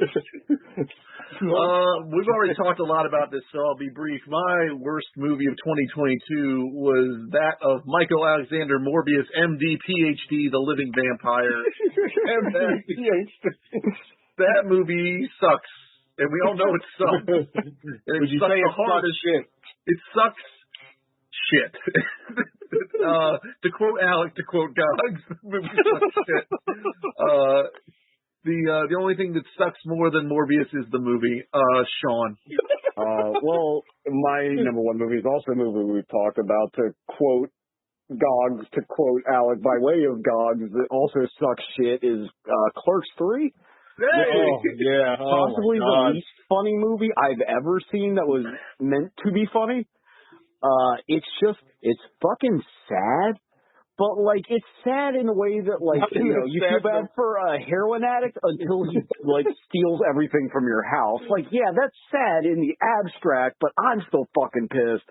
Like, I was, like, into, like, I don't want to do it, I feel betrayed, but it's like, bro, I was, like, a big supporter of you. Like, I drove to fucking New Jersey.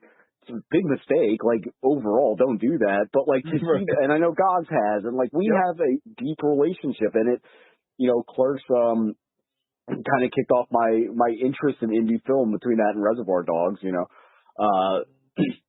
but man, does that movie, and it's, like, it's masturbatory. It doesn't understand. Not only does he not understand what people like about Kevin Smith movies, he doesn't even understand the point of the movie he's currently writing. Right. You know what I mean? Like, oh, you got to let everything go. But at the end, it's like, no, go to heaven with your wife who hates you. And it's like, what the fuck is this movie? And like, also they end in the same, like the whole movie is about moving forward, but they're at the same spot at the beginning, at the end as they are in the beginning. Like what? There's a fucking Deus Ex Machina with a fucking ex-wife, and it's just like, this is like, you've been writing movies longer than I've been alive, basically. Like, fucking get it together. And, like, I know this is a minor thing, but, like, I think we all knew when NFT came out, like, there was going to be a shelf life on them and, like, the jokes about them, and, like, that's in your movie forever now. nobody's gonna know what the fuck it is. Assuming that like there isn't some great purge, which I hope. Like, right. I almost hope they burn all books and movies just to get rid of that. Like, it is the ultimate. We need that thing that happened in the Blade Runner, the blackout or whatever, where like everything goes away. Yeah. Yeah, and like it is like the Terminator series with gods, where it's like it undoes the rest of the movies for me. You know what I mean? Like, I will not go back and watch any of these movies ever again. Like, I'm so fucking over because I know what's coming. Like, right. I can't even enjoy it unto itself anymore because I can't make that separation because, like, oh, I know what this turns into. It'd be like, I don't know, if you, like, went back in time and were, like, having a lot of fun with Papa Doc Chevalier when he was a kid, and it's like, hey, man, Papa Doc's a fun dude. And it's like, oh, but you know what's coming, like. I thought you meant 8 Mile, for heaven's sake. I was like, his last name is Chevrolet. I'm sorry if that reference was too niche, but, like, yeah, man, that movie.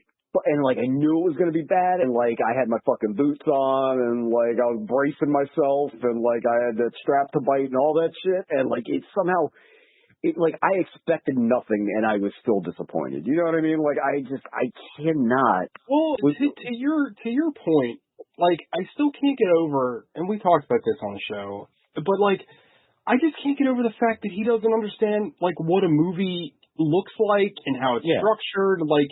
These are things that, like, not only as someone that's been a filmmaker for 30-plus years, but, like, as someone who's a fan of film, you would assume, like, don't you watch the fucking dailies and you're like, this looks like shit?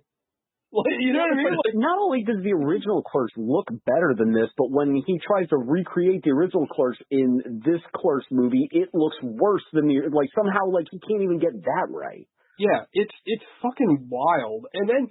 Well, you remember in the movie, in the third one, he tries to, like, intellectualize his, like, use of black and white, and it's, like, kind of implying that, like, the current movie is better, and it's like, bro. Also, it's even something like Mallrats looks like a fucking movie. Like, and I'm not fucking sensitive or squeamish or anything, but, like, when they made, like, racially insensitive things in the first couple movies, it's like, all right, whatever. He was young. It was the 90s. Like, I get it. Different time, he's still doing it, and it's like, it's not funny, and it's like real fucked up. Like that joke, that like racial joke in the third one, like drops like a fucking lead balloon. It's because it comes out of nowhere. Right, it's some black lady, and she's just like being as, like, fucking stereotypical, like, 90s stereotypical. Like, people don't even talk like that now, stereotypically. You know what I mean? Like, he hasn't even updated his stereotypes recently.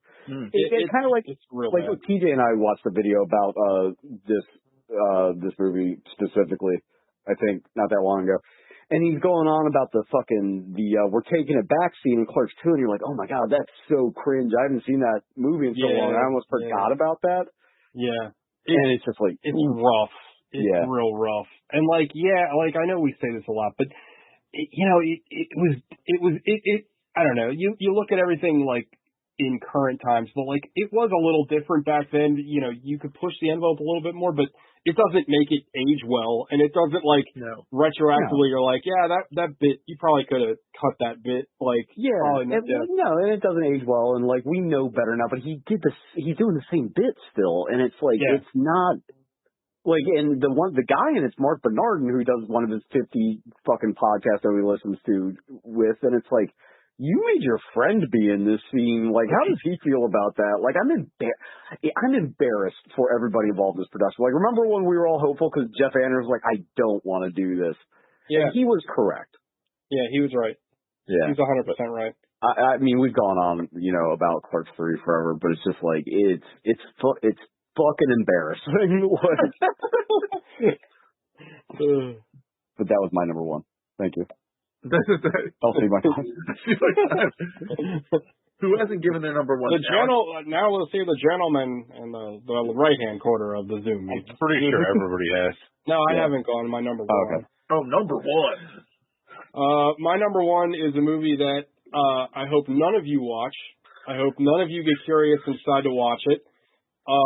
I actually think that if Gogs and Alec watch this, like if I pick this for the show, I think Alec would leave the show. Is it Terrifier too?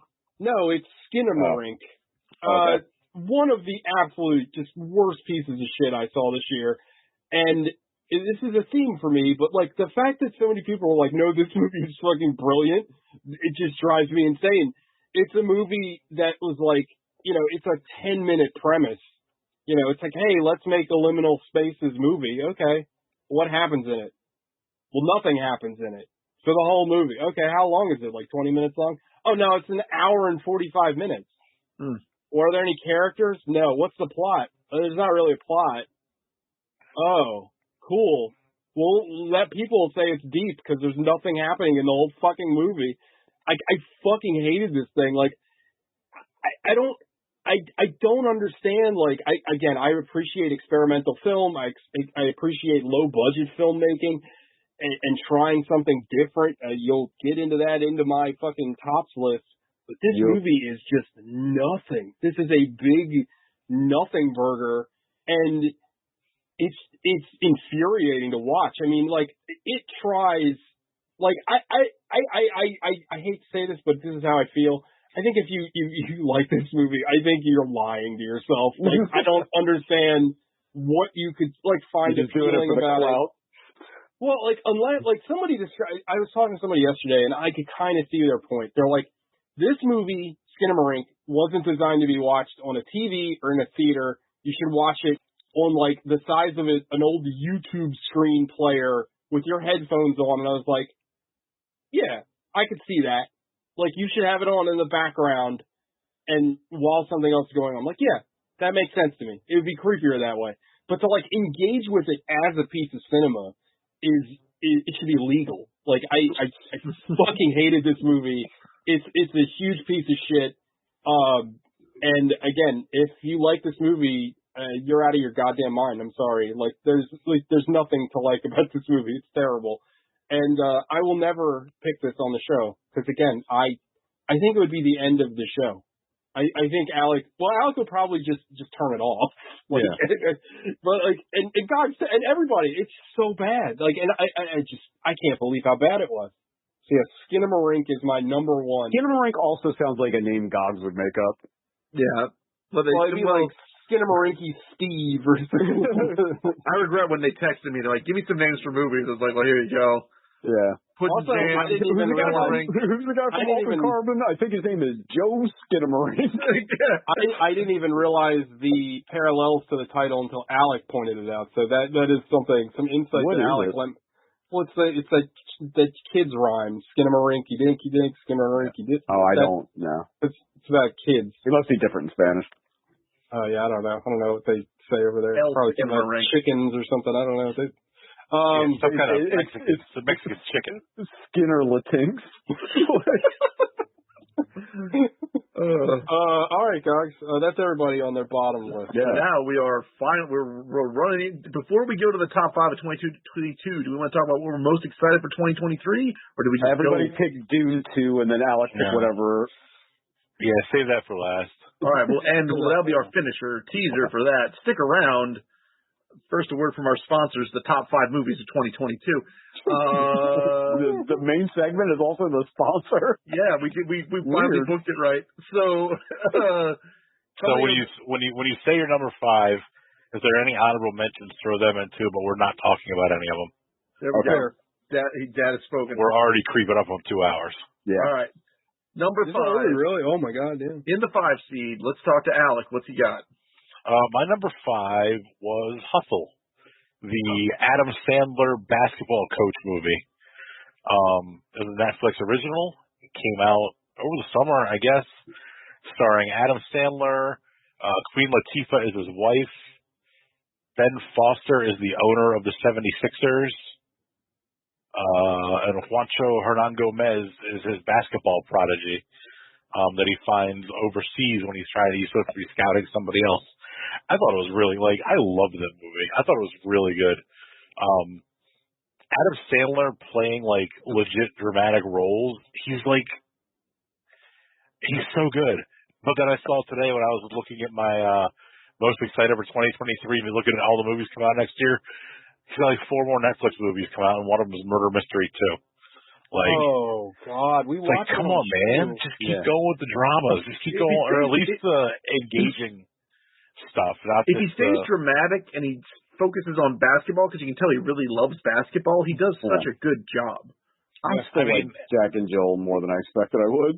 I mean, I did too, but like, it was terrible though. You just like Dunkachino, to be fair. Yeah, and they still sell those. And you can still go into any Dunkin' Donuts and they got a poster that says Dunkachino. I'm not Al Pacino. I'm not Al anymore. I'm not Al. Call me Dunk.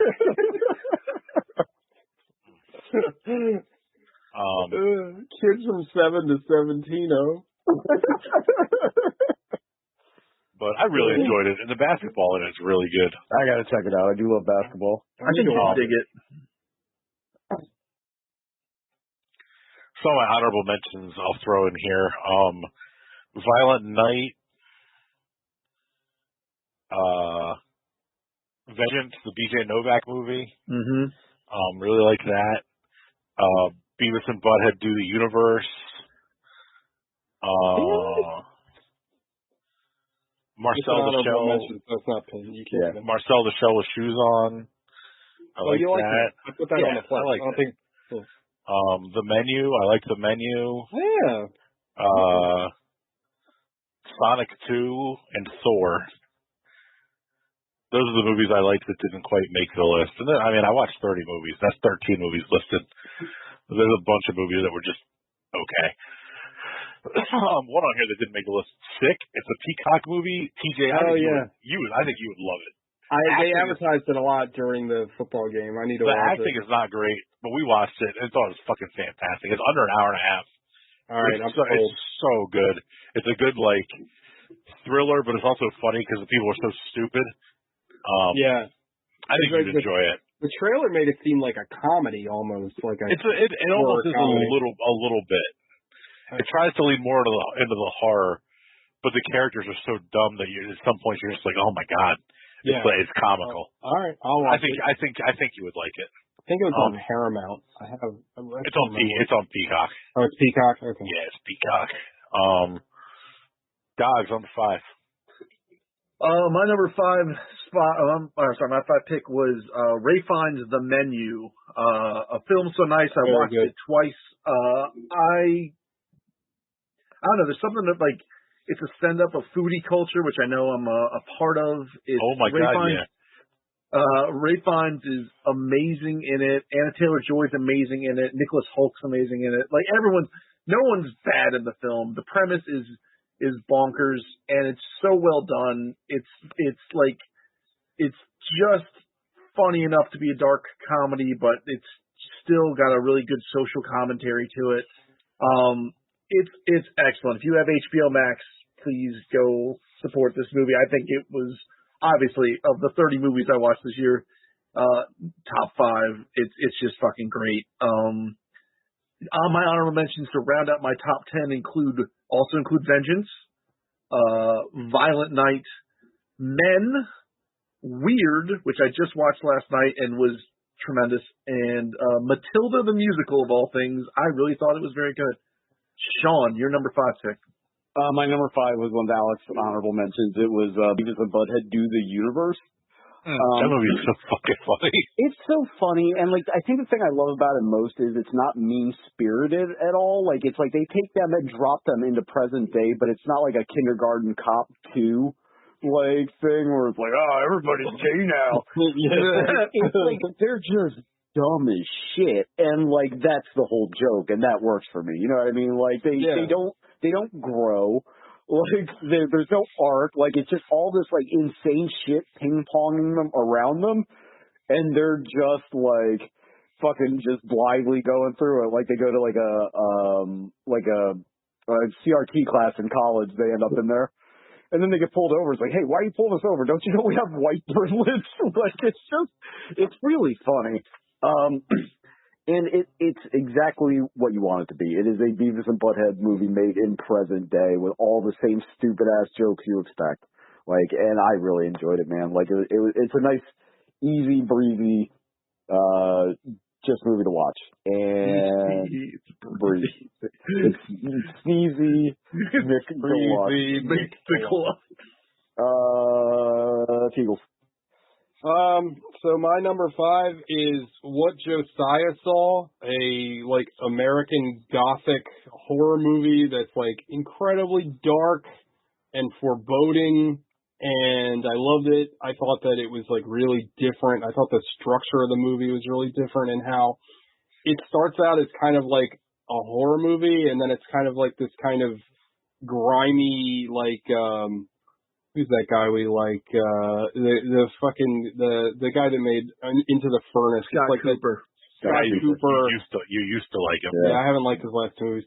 Or who's the other guy, Sean, that made like Mud and fucking 38 special. Yeah. Anyway, you know what I'm talking about. What is his name? Is it Nick something? Anyway, it's really good, and it's like, I don't know, the ending is Jeff like Nichols kind of, is his name. Jeff Hot Nichols. Yeah. It's really like thought provoking, and I love the like, I don't want to give anything away, but like the twist in the movie is really clever. What's his name? The T-1000, Richard Patrick. Robert Patrick.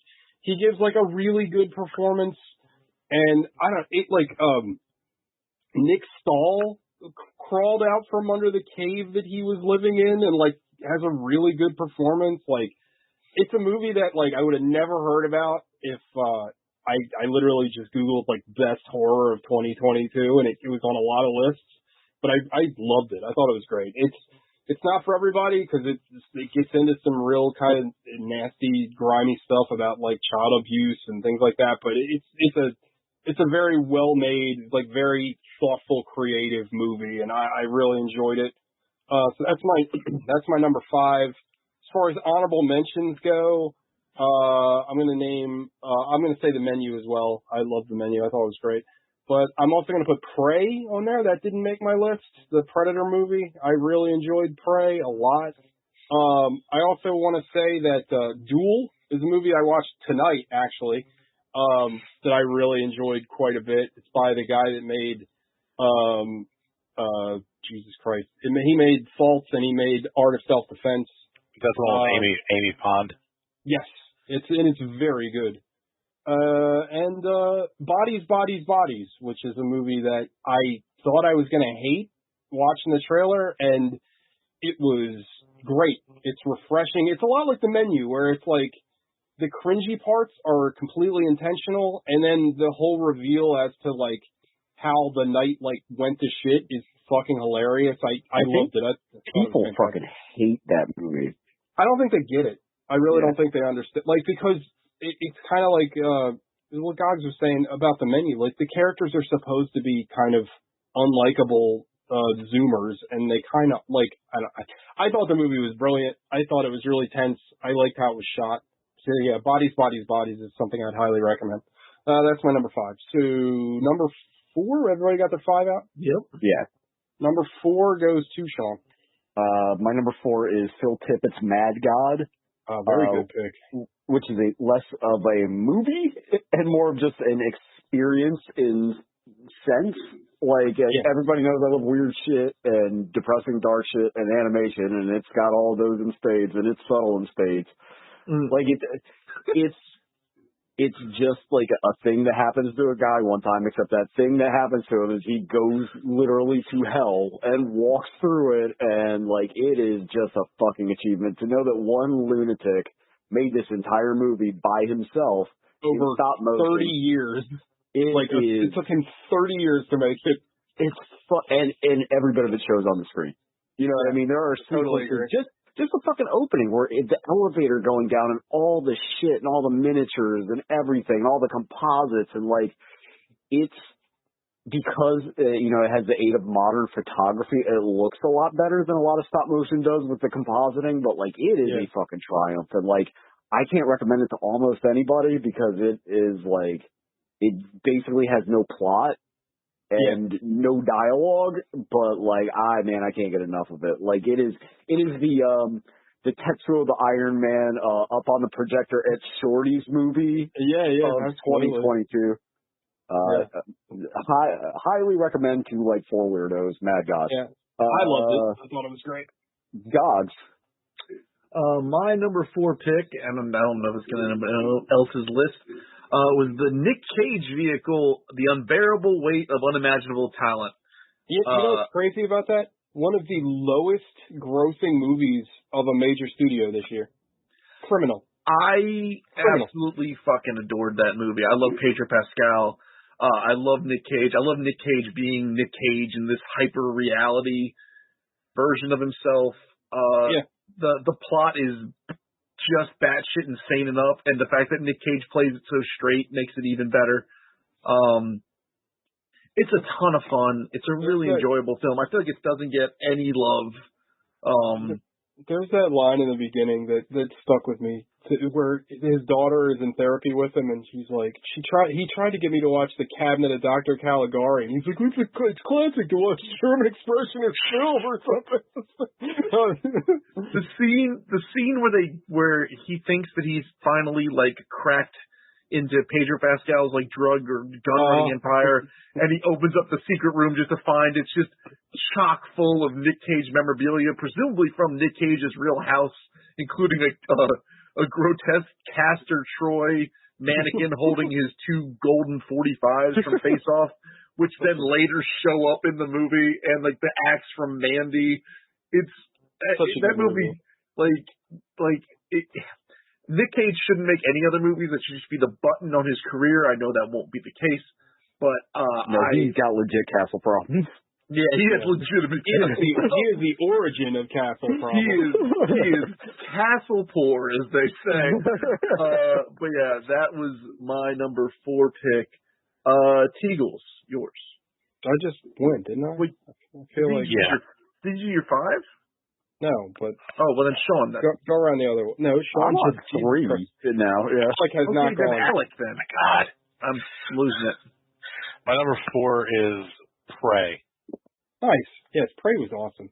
Prey was awesome, and if they just stuck to that pattern, just keep making Predator movies and put them in different places and time periods, and make it awesome. That Mad Libs premise. I agree completely. That movie fucking slapped, and that the whole premise is awesome. The main lead actress, she's phenomenal.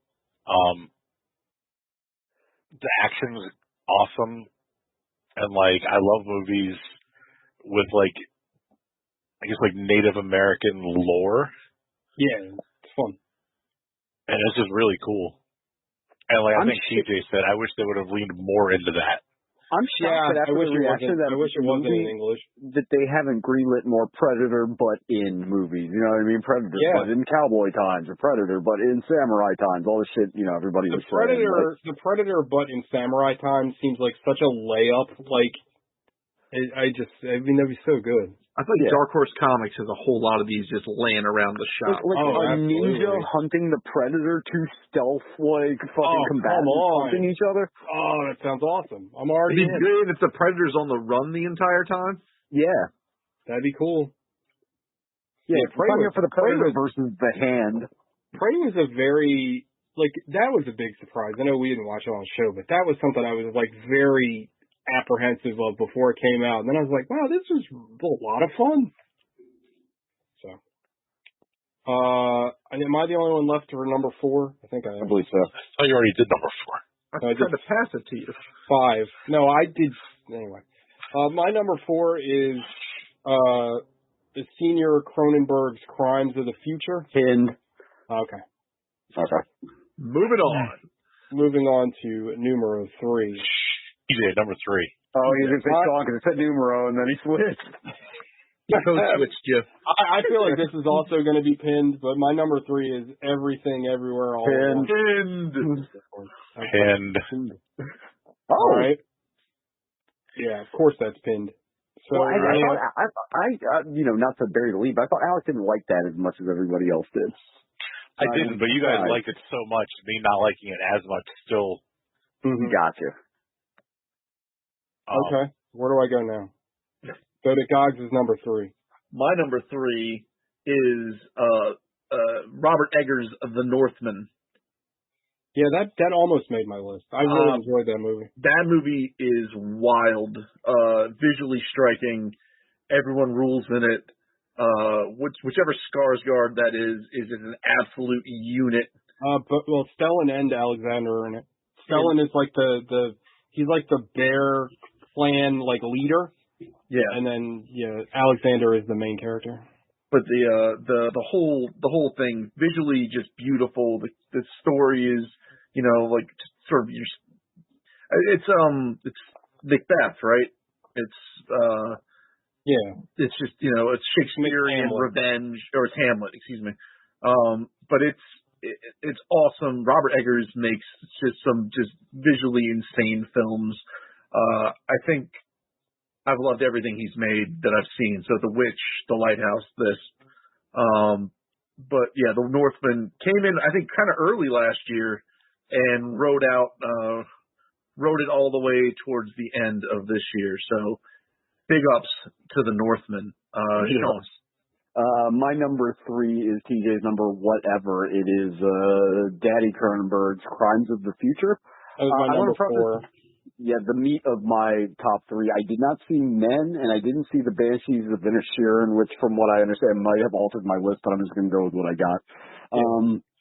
This is a movie that, I love because it's bleak, depressing, high-concept sci-fi. It loses me a little bit because it's also an art critique movie. Yeah. And I can't tell, maybe I'm just too stupid, if it is making fun of being pretentious or is it self-pretentious or both. I'm leaning towards both. I think it's kind of both, to be honest. I think it's and TJ, I think we can attest to this. It is an examination of Cronenberg, how he feels about his own work. Yeah, I mean, he's literally like the whole movie is him splaying himself open. Like his art is literally cut and torn out of him. It's not a very subtle metaphor. Right. But the guy is a genius, so I'm going to let him kind of be a pretentious asshole a little bit. Yeah. But the idea of this human evolution and the commentary on, and I know I think everything's a commentary on capitalism, but I think this is expressly so. It certainly is. I mean, the opening shot is like a fucking freightliner that's been cut open, and it's just all of its shit's just spilling out onto the beach. Come on, it's right there. It's fucking disturbing. It is I'll say it's a return to form for him after movies like Cosmopolis, which I have mixed feelings about, and Maps of the Stars, which I just kind of don't like. Yeah, I don't like either one. So, I'm a big fan. I was texting TJ while I was watching it, and it was I don't know, I really like it and I want to love it, but I don't know if I do. But the third act kind of cements it back to the movie I want it to be, because it's still kind of two different movies. Yeah. So that's my number 3. I think it is a very strong 3. And I love the crazy visuals, the weird eating chair. The chair is enough on its own, I think Viggo Mortensen is really good in the movie. And he's got a really weird performance where so in the movie he's constantly generating new organs that they're categorizing. Yeah. And he's basically cutting them out of himself, so he's this weird I don't know. He can barely talk because his body is actively constantly growing new bits. Yeah, it's a very odd also, I don't think I said this, but Kristen Stewart is really good in the movie. She fucking rules. Casey is awesome. I thought she was great in the movie. I really liked.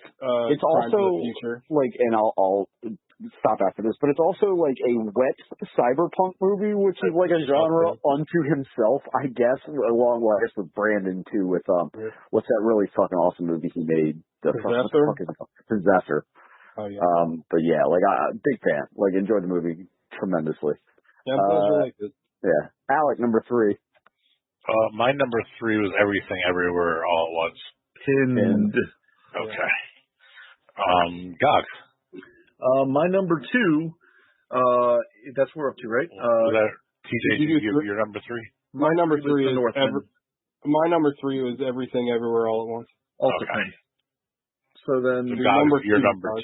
My number 2 is Banshees of Inisherin. Pinned. Okay. Alec, back to you. Your number 2. My number 2 was. Hold on. Yeah, my number 2 was Black Panther.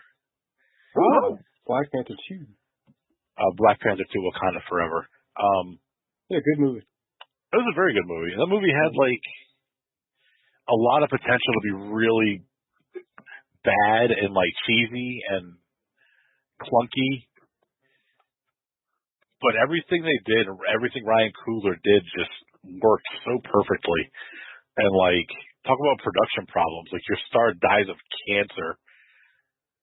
Like, yeah, like it's crazy. Poor fucking Chadwick Boseman. But like, then you got to like rework a whole ass movie around that. But everything they did worked, and like, everybody in it is fantastic.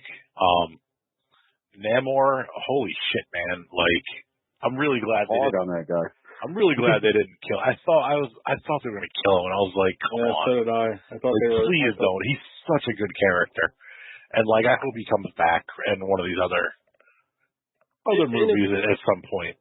And for me, for a weak year for Marvel, it was a very strong way to end it. Like, I felt like it was a very, like, it didn't feel like overly Marvel-y. Like, it felt like a Ryan Coogler movie and not like a Marvel movie. Like, I don't know. Yeah, and the worst I really enjoyed it. I think we said right after we watched it, the worst parts of it are all the stuff they shoehorned in with Julia Louis-Dreyfus and Martin Freeman.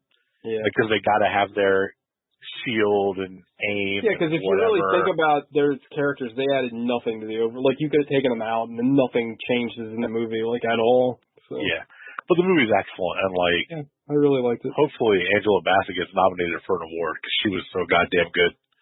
She was very good in the movie. She got nominated for the Let Me Slap the Titties Around award. Hey, well, there. She got nominated. She did get nominated for an award. A very coveted award.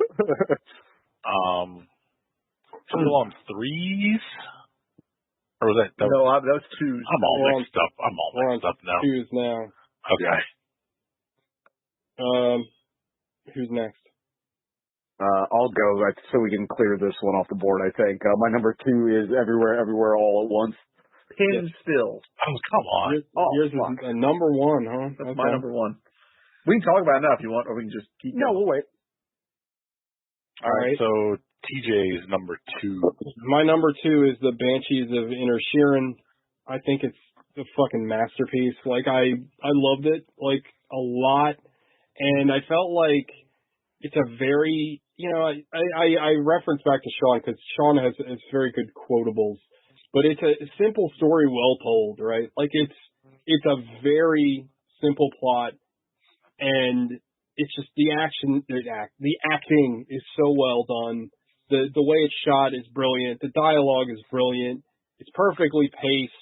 Like, it's a small cast, but you know every character on that island. I just loved it. I loved everything about it. Like, and I think Martin McDowell is just a fucking brilliant writer. And it's funny because, like, something that's pretty, like, I don't know, by the Tim Stanball metric, nothing happens in this movie. It's not like Three Billboards where there's like, there's some arson at some point. Yeah, but even then, by that time the movie's almost over. I mean, there's some light arson. But like, it's such a good fucking movie. Like, it is. I don't know. It's a movie for adults. I loved it to pieces.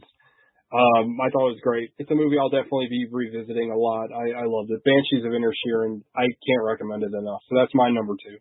Yeah, it's wonderful to see Brendan Gleeson and Colin Farrell back together again. It's shot beautifully. The setting's amazing, and yeah, it's a small, lovely movie with a lot of heart and a lot to say, but they don't say a lot. Yeah, I was gonna say there's a lot of things in the movie like that they're really talking about without hammering you over the head with it, and I thought it was brilliant. Like, I don't know. I think it's a very, very good movie. It's a banger. All right, number 1s. Has everybody done their 2s? Yeah. All right, number 1. Number 1. Oh, let's go, guys. Let's get it. Oh, let's get rid of it. All right. Clear the backlog out here. Clear the boards. Everything Everywhere All at Once. I have revisited this movie. Every time I watch this movie, I think I've watched it 3 or 4 times now. Every time I watch it, I find something else I love about it. It's like, I don't know if it's just the themes of it resonate with me. Just the the message of you're more than just your failures and your mistakes, and even those turn you into something, bigger than you can ever imagine. It's beautiful and it's insane, and I get the guy's name wrong, so I'm just gonna look it up. Short Round. Yeah, but I didn't want to say that. But yeah, Ke Kwan. Do yourself if you want to just feel good. Watch his acceptance speech at the Golden Globes for winning this award. Watch his interviews afterwards. Yeah, to quote Patton Oswalt, I'll suck a dick on the Golden Gate Bridge before I ever watch the fucking Golden Globes. I know that shit. But Oscar nominations come out tomorrow. I mean, if he doesn't get, well, now I would have said if he didn't get Best Supporting Actor, it would be a crying shame. But now him and Brendan Gleeson could be neck and neck. I mean, this could be the goofiest movie to win a fucking Academy Award. I would not be surprised if this won Best Picture. It's balls out insane, and it's another thing that when you watch the trailers, you're like, what the fuck is this about? And then when you watch the movie, it's cohesive in the wildest way possible, and the way it sends all its threads out there and shows you everything, and then ties it all back together. It's just moving and beautiful and lovely, and as an emotional just mess, this is a great movie for me. It's got everything I want. I think I said it when the trailer came out, and I was like, this movie's either gonna be the best movie I ever saw, or it's gonna be fucking Southland Tales bad. I had no idea what to expect. But yeah, I don't. I mean, just the fucking scene with the rocks. That's the whole fucking movie. That scene with the rocks is so good. How did they make Hot Dog Fingers an emotional beat? You know what I mean? It works somehow. And all the juvenile fucking dildo jokes and the Raccacoonie and Raccacoonie, man, Raccacoonie was great. And it is also a movie about a fucking onslaught level apocalypse too. You know what I mean? There is a distinct villainous presence in this movie. It works incredibly well. And all the editing and the costuming, just so cool. We said this way back when we first started talking about this movie, but we just got finished talking about how disappointing fucking Doctor Strange was. Yeah. Well, this is the fucking level of insanity that the Doctor Strange, this is the multiverse movie that we deserved. You know what I mean? Right. Yeah, and this movie had staying power because it released I think March of last year. Yeah, it was early. It was a very early. Yeah, March 11th of last year, and it hung with. The entire time. I know, Alec, I know it was on your list. Do you have any thoughts on it? I like the karate. Hey, the karate was very solid. No, I hope it wins awards, but it's already getting snubbed for some of the lesser awards, like the wardrobe and costuming and stuff like that. Yeah. And makeup effects and stuff. Did I send you the TikTok? But it was a TikTok or something I read. It's all you got to do to win the makeup award is put a white guy in a fat suit. Then you see all the different costumes and makeup shit they did with the daughter in this, and it's she legit looks like a different person every time. Yeah, but put a white guy. She's so Brendan, good at it. Brendan Fraser in a fat suit. Or Charlize Theron in a Colin Farrell in the Penguin. Dressed to Colin Farrell up as Richard Kind. Just the fact that the fucking it's got an extended "In the Mood for Love" reference in it is like that fucking the Seventh Seal in Bill and Ted's Bogus Journey level of fucking reference. It's so good. Yeah, great movie. Fucking great movie. And a movie you can recommend, I think, to just about anybody. I've not shown it to anyone yet who hasn't liked it, and it's been kind of across the board. TJ, your number one. My number one is Alex Garland's Men. I can't say no. This movie, it didn't work with a lot of people, but I don't know, it resonated pretty hard with me. The first time I watched it, I was just blown away by the fucking mood of it, the weird, almost cosmic horror elements towards the end of the fucking movie. I love Jessie Buckley. I think she's great. She was in one of my favorite movies last year. I'm thinking of Ending Things. I thought she was great in that. I think she was great in this. I don't know. I loved it. I thought it was. I've watched it like 3 times. Like I think it's a very challenging movie, but I also think like people kind of are mad at it because I think it's also kind of. It's challenging, but it's kind of simple in what it's saying. Like, I guess, like, people are upset because it's like, oh man, bad movie. It's like, well, yeah, but we kind of are. Like, you know what I mean? Like, I don't think there's like kind of about it. Yeah, I mean, there is a, you know, just because, like, someone's putting that out there, like, people have this reaction to it. It's like, yeah, but watch the movie. Like, their toxic relationships exist. They're all over the place. You probably talk to people every day and you don't even know. I thought the movie was great. It's, again, as like a horror metaphor, I thought it worked really well. I loved the fact that he cast that I can't remember that actor's name. He's a British guy, but he's the one man in the whole fucking movie. Like he did. I would say Rory something. Thank you. Yeah, it is Rory something. He's so good in the movie. Like he really does feel like different characters throughout that whole movie. Like, and it's wild because it's just him. And really with minor costuming and makeup, you know what I mean? Like he literally, some scenes he just has like different hair, but like he feels like there's a part in the movie where he plays like the guy that is like the keeper of the house. Like she's at this like kind of like Airbnb type thing. And the first version of him you're introduced to is this kind of sweet guy. And then when all the like horrific shit starts going down, he shows back up. And it's almost like, as the audience, you're like relieved to see him. And then at one point you think he's dead and you're like, oh no, like, but it's weird because it's the same fucking actor. You know what I mean? Yeah. Like that to me shows the sign of like a good actor where it's like, I've already disassociated what he looks like. You know what I mean? Like, I don't know. I can't say, I love this fucking movie. Like I really did. Like it struck a chord with me very hard. It's one of the things I'm glad I got to watch it in the theater, but I really, really liked it a lot. So that's my number one. Sean. My number one is Riley Stearns' Duel. Yes, I watched that tonight. Excellent movie. That movie, on the flip side of Everything Everywhere All at Once, is a movie that informs you that no matter what you do, you will not change. To wit, you can have a duplicate be made of you, be very excited about being alive, and then eventually become you and will be exactly the same way. We'll have the same depression, the same problems, and no one will care. Yeah. It's a movie that's a very high concept sci-fi, very small story. And it is just that story. You know what I mean? Like, not like a Crimes of the Future or an Everywhere All at Once. It's also funny. Like, what you just said sounds like very like hard line kind of depressing movie. And I mean, it is. It still is. Yeah. But it's also like very funny. Like, it's so funny. So like the plot, the basic plot, without spoiling anything, is like you can have a duplicate made of you if you're dying. But it has to be if you're dying because there can only be one of you. And when one of the characters was like, well, why can't we just have both of them running around? And they're like, oh, that would be silly. That would be Like, it's so... What is the girl's name from Doctor Who that's the star of the movie? Karen Gillan? Gillan. Yeah. She has this illness that causes her to cough up gallons of blood while she's sleeping. Yeah. And she's like, I think I may have a cold. I read on the internet that is one of the symptoms of having a cold. Like, it's hard to describe the way the dialogue is delivered. Like, she takes that everybody talks like an instruction manual.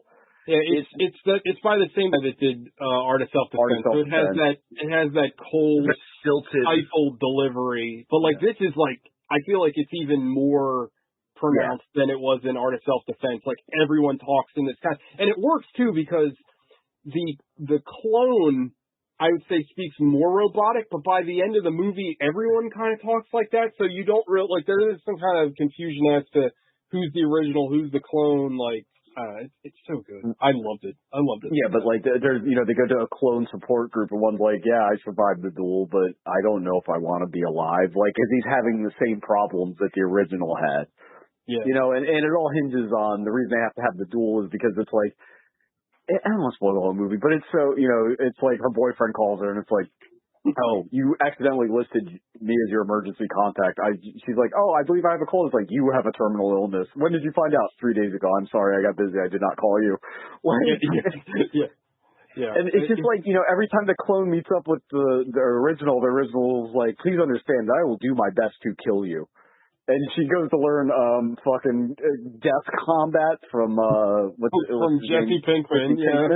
Yeah. It's a movie fucking hysterical, but it's also like incredibly bleak and depressing. And the end scene is one of the best fucking so good. Yeah. fade out endings. It's just like this, this clone realizes like, oh no, if it is the clone, it's up to I'm literally the same person. Like I can't, even if you reinvent yourself, you're gonna end up in the same place. Like, and I fucking love this dude. He's made 3 movies. They've been absolute bangers, all 3 of them. I know TJ's a big fan of Fault. I know me, TJ, and Gogs all loved Art of Self-Defense, and this movie I think this is his best movie. I think it's his best movie too. I don't think it's quite as funny as Art of Self-Defense, which has like somewhat of an upbeat ending, I guess. Yeah. And this does not at all. No, this doesn't have the scene where he listens to metal, which is one of the funniest scenes like fucking ever. Yeah. And do you have any passions? I mean, besides your newfound passion for metal? No, I'll watch it. This guy's like in my new canon of directors with Yogurt Lanthimos and a couple of these other cats, the Jeff Nicholses, and like I fucking adore the way his sensibilities are. So that was my number 1. Alec. We know Alec. My number 1 was the Daniel Radcliffe vehicle. Weird. I knew you were like that. Yeah. Movie fucking rocks, man. I need to watch it. I'm disappointed more you guys haven't seen it. It's fucking good. I blasted through like 4 movies. I watched it last night, and it was my number 6. It is really it's so goddamn funny. It's like Pop Star and Walk Hard good. Yeah, it's tremendous. Daniel Radcliffe is so goddamn funny. He's so like I can't overstate how hilarious he is in this movie as Weird Al. He's had a fun career post Harry Potter. Like, I feel like he's doing everything in his power to not be typecast as Harry Potter. I'll always think of... He did that movie Horns. That movie fucking rocked. That was good. I like that movie. And then he fucked a horse in a play or something. He fucked a horse in a play. He did Swiss Army Man, which is really Swiss Army Man. That's by the same people that made Everything Everywhere All at Once. Yeah. Same director. With the Daniels, yeah. Mm-hmm. But yeah, man, Weird I just like, I loved it. And like, I love Weird Al. Weird Al's like one of my favorite artists of all time. And when I saw he was making a biopic, I was like, oh, that'll be interesting. But then like, as I realized that he was spoofing his own life in the biopic too, just like he spoofs the songs, like your parodies, it's just, definitely way to do it. Fucking brilliant. And there's a part, and Gogs, you'll appreciate it because you've seen it. There's a part where like he takes one of the spoofs, and in the movie he creates it as his own first. I fucking died. And then, so I thought like canonically in the movie they were just like wiping out this artist, like this artist didn't exist because of other issues that have arisen from them. Well, it's got to be Michael Jackson, I would assume. And okay, fucking Sherlock Holmes. Glad you could put the puzzle pieces together. We can't talk about Michael Jackson on the show. It was David Allen Coe. I was trying not to like he's had some spoil it for people not in the know. Like, people didn't know Liberace was gay till like 5 years ago. Wait, what? Hang on, what? But he writes Eat It, and he like plays it for record producers, and they go nuts about it. And I was like, oh, so they're just like in this universe, he's just taking credit for that. Like they're just going to gloss over that Michael Jackson doesn't exist because he's a child rapist. But then later, like a half hour later on, they're like, Al, we got some bad news for you. Michael Jackson unparodied your song. No, he parodied. They parodied. He double parodied it or parodied. No, he parodied your song. He's like, and the reaction he gives, like, how could someone parody a song? Who would do that? It's so fucking funny, and everybody in it's great. There's a scene like what's his name? Rainn Wilson plays Dr. Demento, and they have a scene at his like house with a party, and it's like every niche '80s celebrity you can think of, but it's all like modern day actors playing them. Like Jorma Taccone plays Pee Wee Herman. Conan O'Brien plays Andy Warhol, I think. Andy Warhol. Emo Phillips plays Salvador Dali. It's so fucking good. But they challenge Wolfman Jack as Jack Black. He challenges him to create a parody on the spot to prove he's the real deal.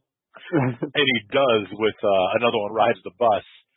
And then David Dalmatian plays him. The polka dot man. Who's the worst member of Queen? Like, he was the bassist in Queen. I can't remember his name, but he's in this party because Queen wouldn't let them use any of the other famous members in the movie, so they made him use the fourth famous guy, and he invites him to play Live Aid with him. And he's like, no thanks.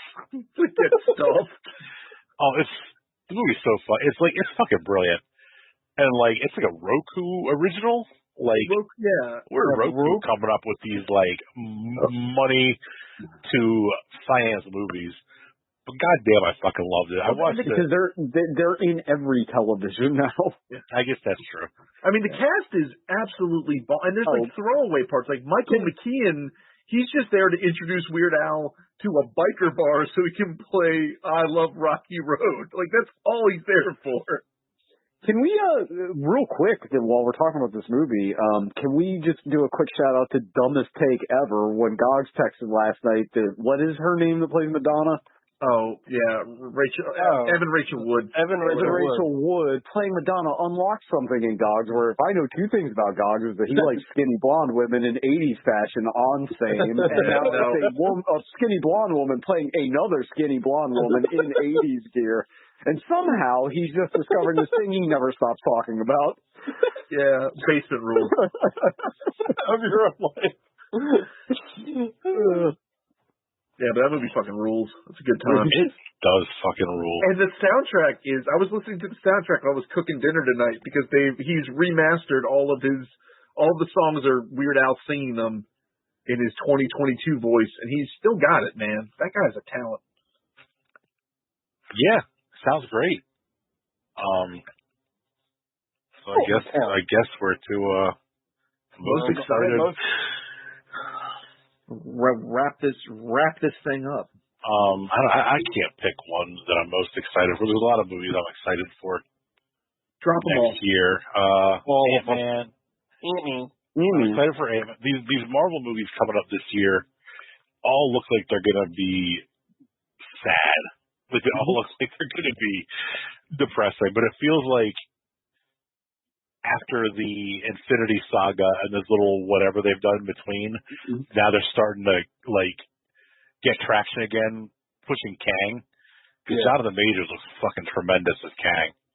I'm excited for that. I'm embarrassed to say I really want to see the new M. Night Shyamalan movie. Oh no! I kind of do too. Knock at the Cabin, like at the Cabin. Or maybe it's not knock on. I forget what it's called. No, you're correct. It is Knock at the Cabin. Trailers look really good, and like I know that trailers don't tell everything, but his last few movies, the trailers have looked awful. And this one, I've seen the trailer a few times, and I'm like, it doesn't look bad. It's going to be bad. I'm with you there, buddy. I'm like, I kind of want to see this. I'm excited for Cocaine Bear, Creed 3, the Mario movie, Renfield. Really? I don't know about Renfield. I don't know about that one. I don't know. I've seen the one little like clip from a trailer over and over that looks funny, where Nicholas Hoult like breaks into a group therapy session, and Dracula can't get in. Oh, because he wasn't invited. Okay. And then I'm already sold. That's fine. And then the therapist is like, no, come in. Everybody's welcome here. He's like, no, you can't fight him in. Okay, never mind. Sold. Yeah, I didn't see that. That's funny. I like that. The new Guardians movie, which is supposed to be the last one, at least in this version, and I'm like, They're going to kill off everybody. I'm pretty sure they're going to wipe out at least half the cast, and that's going to be traumatizing. Spider-Verse comes out. The new Spider-Verse movie comes out. Oh, my God, yeah. Yep. And Dune 2. Yep. Mine is also Dune 2. Yeah. Dune 2 on top of all those other 10 movies I listed. I'm actually this is the first year in a few years that there's several movies that I know are coming out that I want to see ahead of time. The past couple of years has been like I've heard of things as they come up or right around when they come out. I actually have some stuff like planned out that I'm looking forward to this year. Yeah. Gox. Yeah, mine. Next year does look tremendous. I just put 4 down here, most of which are covered ground that you already hit. I think I'm most excited for Dune Part 2, just because I absolutely loved the first one. But I know I'm excited to go see the Mario Brothers movie with my kids because they're gonna have a great time with it. I'm excited to see Creed 3 because Jonathan Majors rules, and I can't wait to see him as a bad guy. If I'm wrong, but didn't we used to do predictions, and I think your prediction was that Creed 2 was going to be shit. Oh, I thought Creed 2 was going to be the worst. I was very anti-Creed. Yeah. I would say it was wholly unnecessary. I was completely wrong. Yeah, it was. I really admit good. that. And one of the ones, something you didn't mention, but I think probably TJ will be interested in, is I really want to see Beau is Afraid. Yep. The new Ari actor.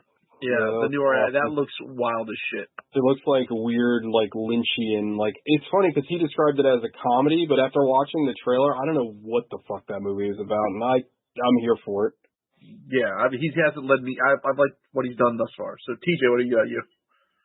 Well, first and foremost, and this almost doesn't count because I'm going to see it in 2 days, but I'm looking forward to Brandon Cronenberg's new movie Infinity Pool. Hell yeah.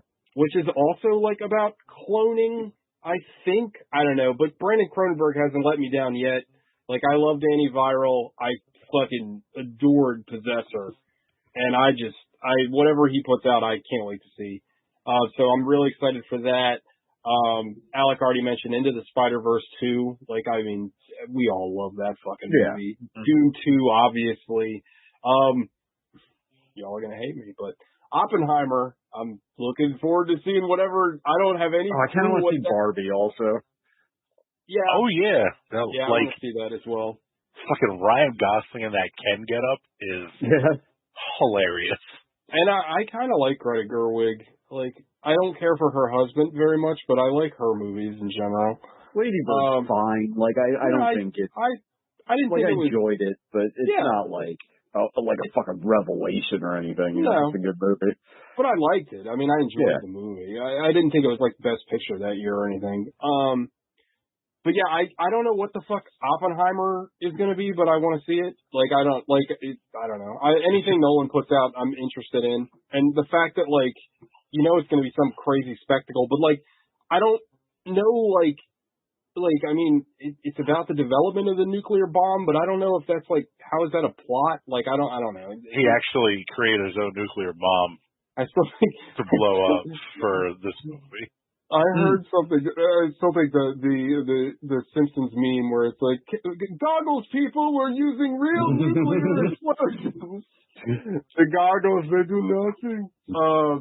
What else? Beau is Afraid. It looks like another good year for movies, and like most of the time, 8,000 Shudder movies that I don't even know about yet. Oh, Becky 2 coming out this year. Oh hell yeah! I know. They haven't released a trailer for it, but like, is she going to be the leader of the white supremacists in this one? No, the plot. They released a plot synopsis because it's doing the festival circuit in a few weeks. But she apparently. According to the plot synopsis, she's been living off of the grid for a few years, and she infiltrates basically the Oath Keepers as they're planning January 6th, and she kills a bunch of them. Oh, wow. Yep. Impossibly based. Sign me the fuck up. But yeah, I don't know. I looking back at this year, a shockingly good year in movies, so I'm looking forward to another one, hopefully. Sean. Well, I said it's Dune 2 and Barbie and Spider-Verse, which I keep forgetting because it feels like it's supposed to come out every year for the past 3 years. Yeah, what's funny is that, like, Dune, I feel like Dune just came out last year, but it's been, you know what I mean? It's one of the things I'm happy that, like, time is speeding by. That Dune movie, man, we were waiting for that thing to come out for years. Like, it felt like it was never coming out. Yeah, and now it feels like the next one is right around the corner. So it is right around the corner, so can't wait. Everybody, that's everybody, right? That's it, man. Almost 3 hours. We did a long ass show. Anthony's gonna be very upset. I'll be fine. Yeah. These are always long. Listen to it at 1.5 speed. We won't do an episode next week to we'll break it up into 2 parts. All right. Terrible idea. That's the Moleies. Alec, what is next month's theme? That's a good question. Hang on. Valentine's Day. It's buddy cop movies. Oh, nice. I love that. Buddy cop movies. Does anybody have a pick that comes to mind right off the top of their head? I mean, technically, we could still do another January theme. Did Sean say Narc? Yeah, that's a buddy cop movie. Yeah, that's a buddy cop movie. There are 2 cops. There are 2 cops. They are friends. Yeah. I'm fine with picking Narc. I love that movie. I haven't seen it in a very long time, so I would be perfectly fine with Narc. Like Training Day. That's a good buddy cop. But good. That would still count. I mean, we already watched it. But yeah, that would count. I would count that as a buddy cop movie. I know what I'm picking either that or The Last Boy Scout, if that counts. That counts. Oh, yeah. Oh, yeah. I'm picking Tango and Cash. I can tell you that right now. Hell yeah. Like, it's going to be Tango and Cash. Oh, this one's going to rule. It's going to be a lot of fun. All right, so we're doing Narc next week? I'm good with that. All right, cool. Narc. Directed by, what's his name? Joe Carnahan. Joe Carnahan, yeah. All right, cool. That's the Moleies, everybody. Thanks for listening.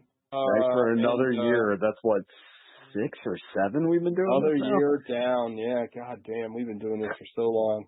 Yeah, pay us. Haven't made a cent. Yeah, we've lost more money. We're deeply in the red. We're underwater. I'm so poor I can only afford burgers, little microwave burgers. Anyway. Yeah. All right, everybody. Bye-bye. Bye. Bye-bye.